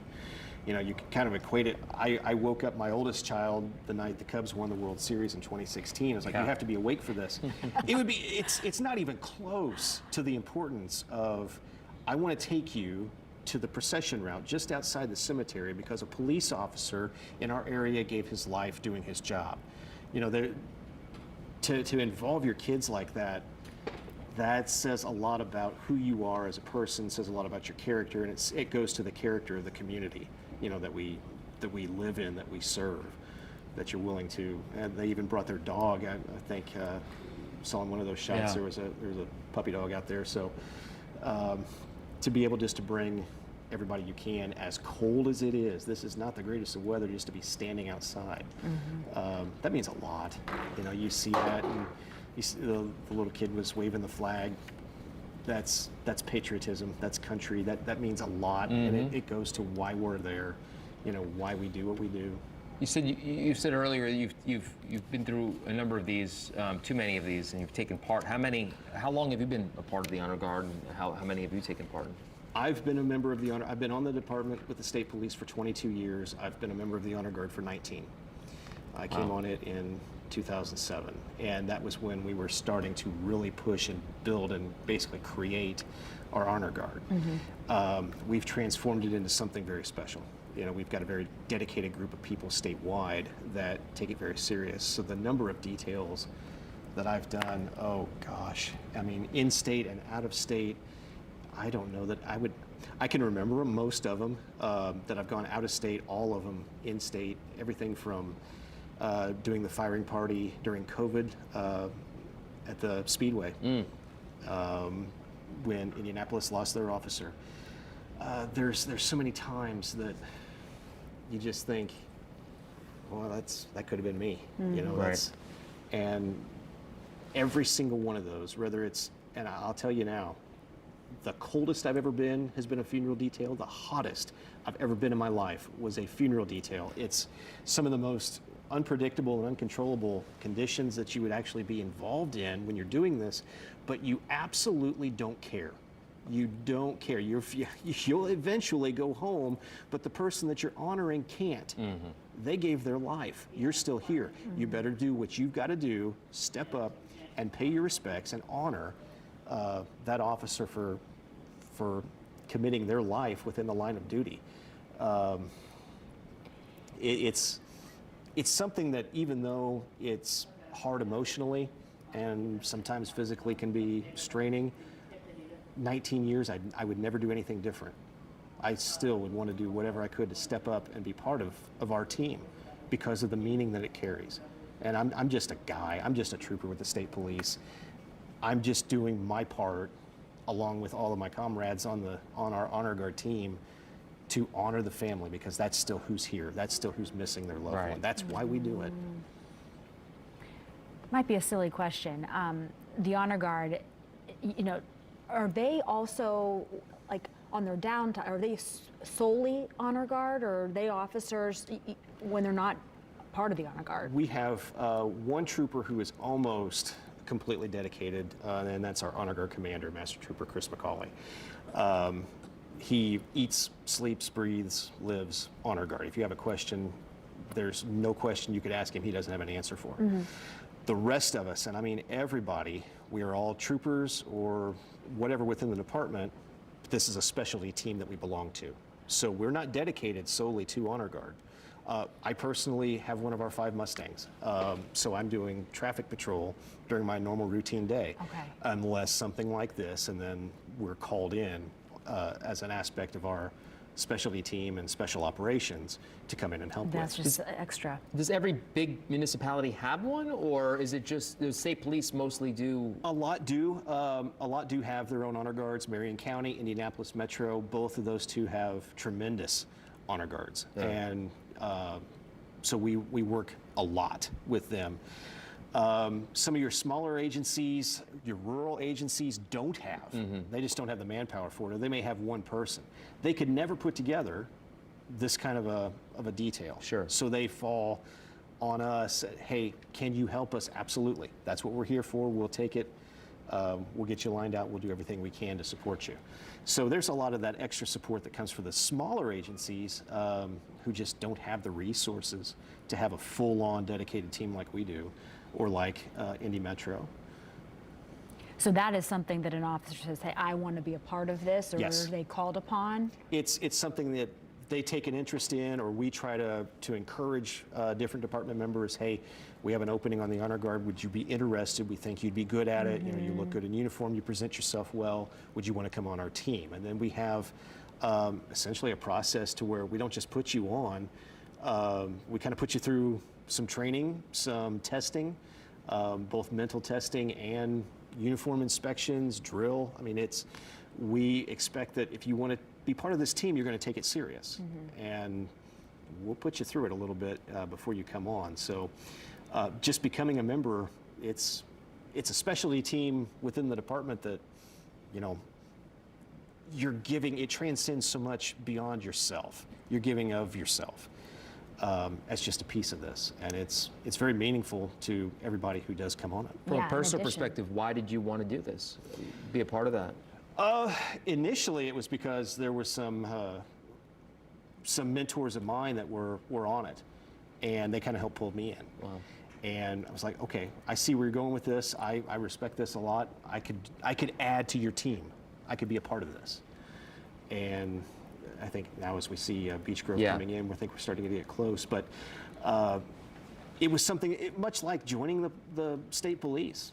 You have to have something internal in you. You have to have a certain flame, a certain desire and want to serve in various capacities. This is just another capacity that I can truly give of myself, and there be a meaning behind it. Kind of like Officer Elliot with his being a cop in his hometown. Yes, absolutely.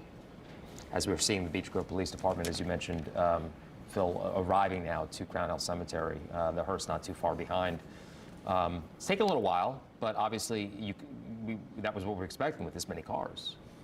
With this many cars and just kind of getting held up a little bit once you do get into Crown Hill, finally starting to see the end of this. So we're getting a little bit closer. People inside who've been planning and preparing, knowing that now Beech Grove is coming, we know we're getting close, and we know it's just about go time.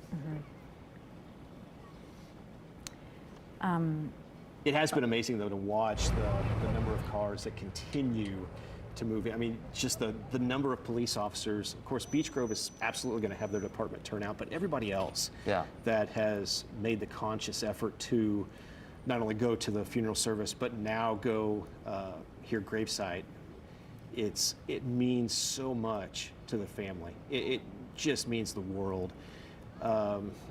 In cases in different funerals where there are kids involved and kids left behind, that means so much to them too, to see all of it, just see a sea of police officers, a sea of cars, and they all turned out for their daddy, their mommy. You know, that at some point as those kids get older, they'll appreciate and understand a little bit more, but just to see it, you know, short term at their age, boy, that means the world to them. So it's so impactful to have this kind of a turnout here for Brian.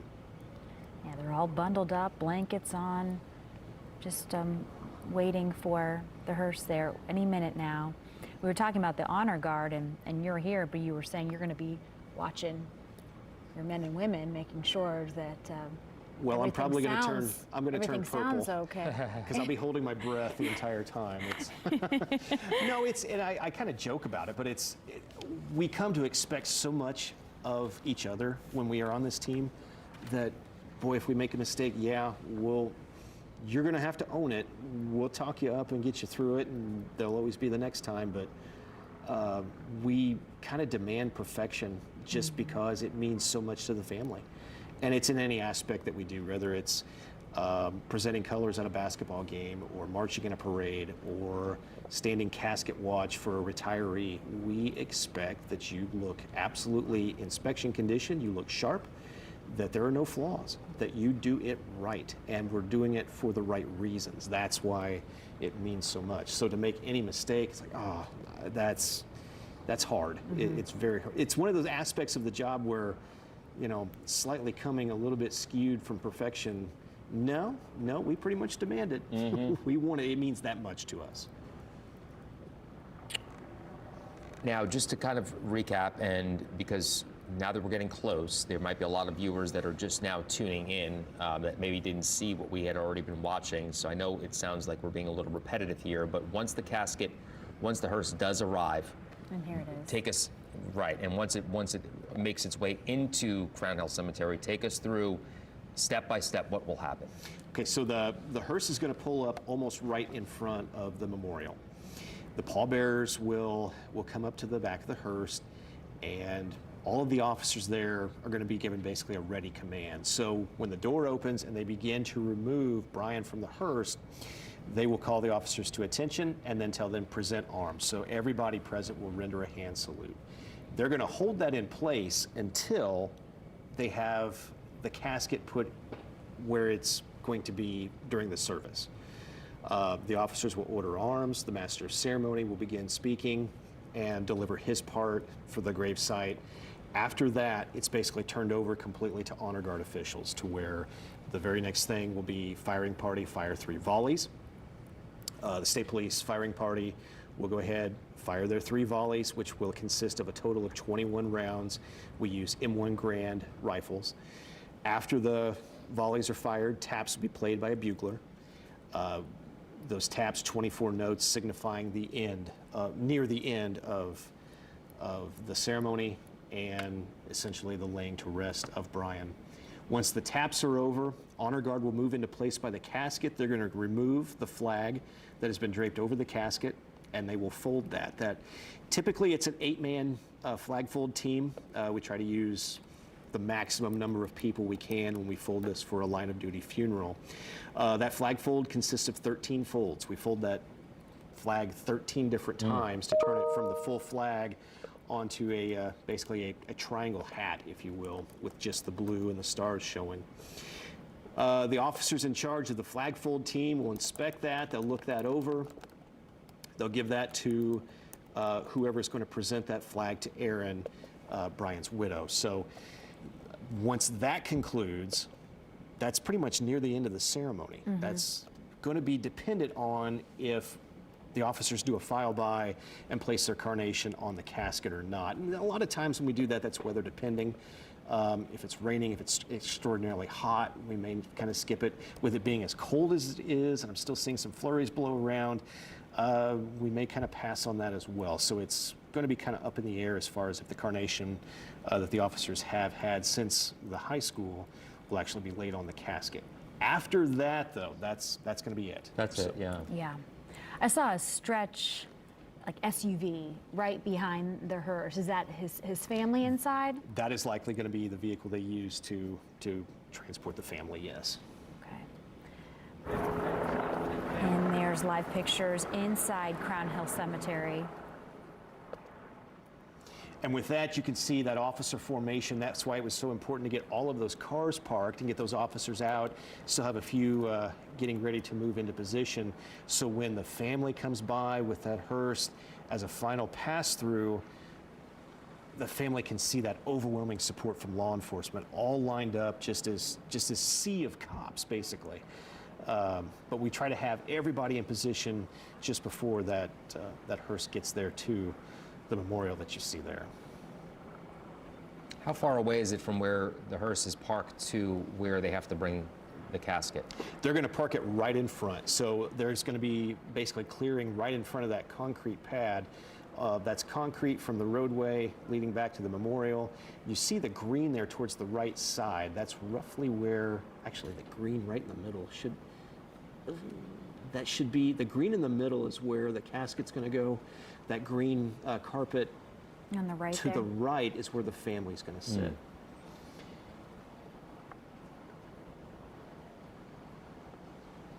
But yeah, with officers still driving through, and it's still a matter of, normally the traffic is flowing the other way, so traffic, trying to find all the parking may be really tough at this point. But it also depends on the entrance that they brought them in as well. So, but yeah, the hearse will pull right up in front. That's going to minimize the amount of distance that the pallbearers have to carry the casket. And then this will be Officer Elliott's final resting place. Yes, it will. Yeah, look at the amount of people there, Wow. the amount of officers lined up. Wow. See, that's one of our honor guard members there trying to control and move traffic through. He looks cold. How many members of the honor guard? I think last count we were somewhere between 60 and 70. Wow. That type of number. Man, again, 24 hours a day, right? What's that? Man, 24 hours a day, I read? Yes. Yeah. And again, you are one of the trainers. Yes. I've kind of become a dinosaur within the honor guard. We've had so many people that I originally came on with that have either retired or just got off the team, and I'm still around. So kind of a little bit of a book of knowledge, I guess, just from experience, but we appreciate it. We really It's just- Yes, appreciate we the knowledge do. today, yes. from the Learned standpoint a of lot being today. from the standpoint of being on the honor guard, it's like, well, my purpose now is just to mentor and train and get the new guys and the next generation lined out. I can't do this forever, so. Now, is this something, is the public normally invited or allowed inside Crown Hill? Typically, yes. The public would be allowed. They obviously couldn't, they would have a difficult time getting in because of us tying up the entrance. But yeah, there would be public allowed to be to For a watch. funeral, to watch. Yeah, absolutely, absolutely. Or public that had already been in there. I mean, we can't close off a whole cemetery and exclude people. No, you come on in. It's probably better, especially with the weather, just to watch it from home. Sure. You know, especially something like this. But yeah, no, public can be there. It's just part of like where the angle we're at now. I'm expecting normally our firing party has been very close to that, to where that angle, that camera angle that you see. We're somewhere up on that. That's a little bit of a hill that sits up. So I would imagine we're very close, somewhere in the proximity of that camera shot. We've talked a lot about the Honor Guard and, you know, the training that goes into it and just what a responsibility it is. But when you talk to the men and women going into such a day today, what do they tell you about the weight that they carry? It's all a mission that we know we have to get accomplished, and we do it together. You know, it strikes more when it's somebody you know, when it's a department that you look at 2023. Not only did, locally here in central Indiana, we lost Aaron Smith. I had trained him with emergency vehicle operations while he was in the academy. Master Trooper Bailey that we lost out of the Fort Wayne district, I worked as an instructor with him. Later that year, Tell City Police Department, Heather Glenn, they lost her. When I was assigned to the Jasper Post as a young troop, I had worked with her.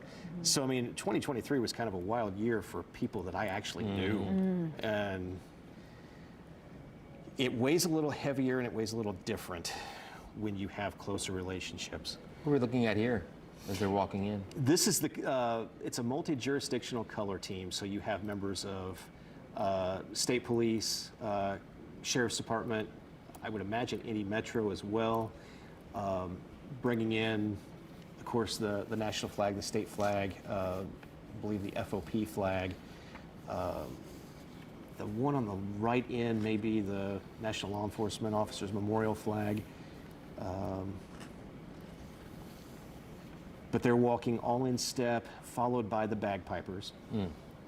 Bagpipers, the tradition there goes back to the Scottish and Irish days, kind of the founding of law enforcement, where the Scots and the Irish, that was the only job they could really get around New York, that's was being a cop. So they brought over some of their traditions as well, because it was such a Scottish and Irish rich law enforcement family at the time. So with the bagpipers, then you've got other officers behind them, and then the coach. Talk about tradition. Yep. And the coach right behind them. So it's a little bit slow moving, but we're going to slowly escort them in.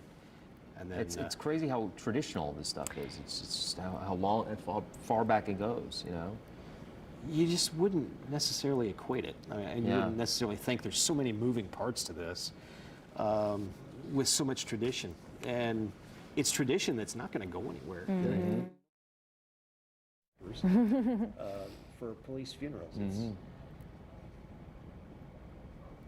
As I look at bagpipers and the deputies in Brown, yesterday's visitation flag presentation ceremony for Officer Elliot at Beech Grove High School to honor him. Corporal Justin Reeder of the Porter County Sheriff's Office, he told us in an interview, "I am in a brown uniform, but we all bleed blue. People say there is a thin blue line, but there isn't. It's a thick blue line. It's not just law enforcement officers, it's the community members who are going to come here to visit Brian." And there's the riderless horse. Yep. And tell us again, the riderless horse. The riderless horse, actually, Alexander Hamilton was the first one to have that in a funeral. The riderless horse symbolizes the fact that the rider has fallen. The boots, there are empty riding boots put in the stirrups facing backwards. That was initially as a military rite of honor, that the fallen military commander would be looking back on the members he commanded, that he led. In this case, in using it for law enforcement purposes, it's looking back on the community that you protected and that you had fallen from that horse, but that your spirit, that your soul will still be looking back, protecting your community. And how is it decided, the officers on either side of the hearse? How is that decided? Who are they? I would imagine those, by looking at that, could very well be Beech Grove Police Department officers that are helping to essentially escort him to the memorial. And I would say that would be decided more on a, hey, I want to participate, hey, I want to be involved, rather than I'm going to assign you the detail. You know, that's people who want to step up and be a part of today for the family. But once the hearse reaches its final spot, those other vehicles will all just pretty much stop in place. So it's all going to be parked there on the roadway beyond the hearse. Bagpipe starting to play. And once they all get into position, we'll take it live and give them their moment. Yeah, you can hear the bagpipes that talk about a distinctive sound, and I don't think, I hate when they play Amazing Grace. It doesn't matter, it's just hard that it pulls on you. Yeah, my eyes will water up when I hear that, but I've heard Amazing Grace my whole life, but when you hear it from bagpipes, there's something about it that just kind of, it'll get you.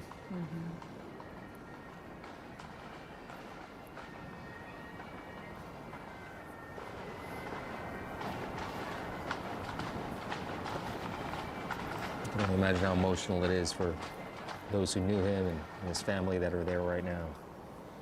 And when you have a smaller department like Beech Grove, everybody knows everybody. Right. You know, you lost somebody that you directly knew, that you directly worked with.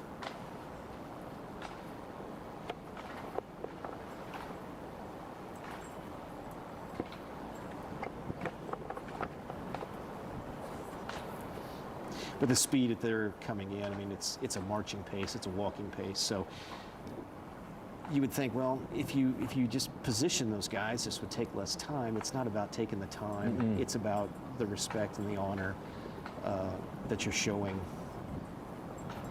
And we've said this a number of times throughout the day. There's no sense in rushing any aspect of this. You know, we're going to go through and be as methodical and as respectful as we can. And this is just another good example of that.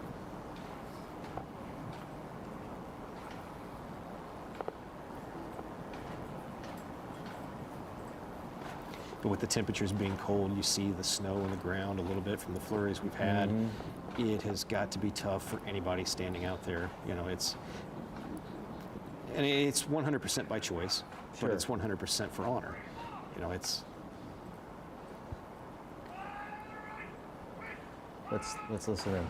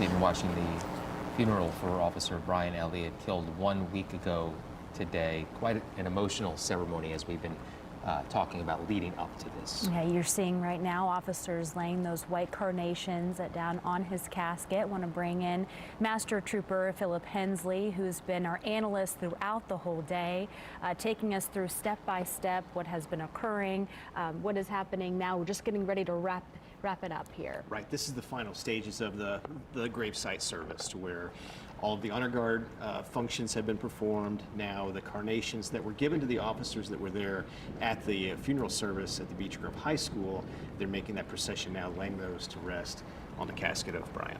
We also saw the chief of police bringing the folded up flag over to his family. Right, typically the lead officer, the head person of a department would be who presents that flag to the family of their fallen officer, in this case Aaron. So he stood there at the casket, waited for that flagfold to be finished.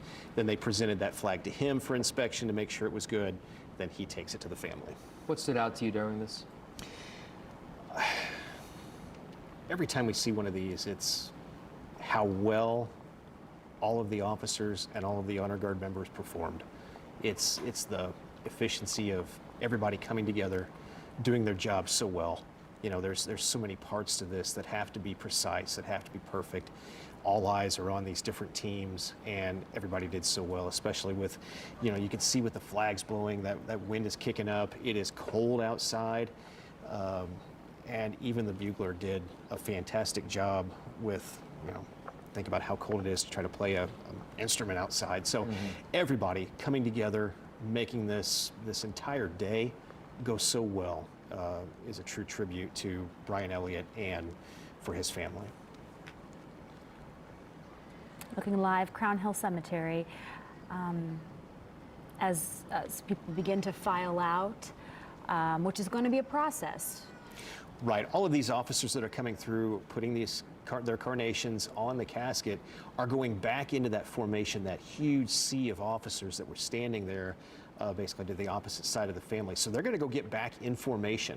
This is not entirely over for them. Once they're formed back up and everybody finishes this procession, then the detail is concluded, it's over, that's when everybody is released. So then it takes the process of leaving Crown Hill, which will take just about as long as it took to get them all in there. Now these guys are free to kind of meander a little bit, talk to officers from other departments, people they haven't seen, and kind of socialize a little bit on this rather dark day. What happens to the carnations? That's a good question. Yeah. I believe those are kind of taken by the family? Not necessarily the family. I think Crown Hill kind of manages those and takes those because they're not going to last very long. You know, those are clipped off carnations, and they're real. They're not fake or anything. Right. So the family may take a few if they so desire. Otherwise, cemetery groundskeepers will take care of those. And Officer Elliott will be lowered into the ground today.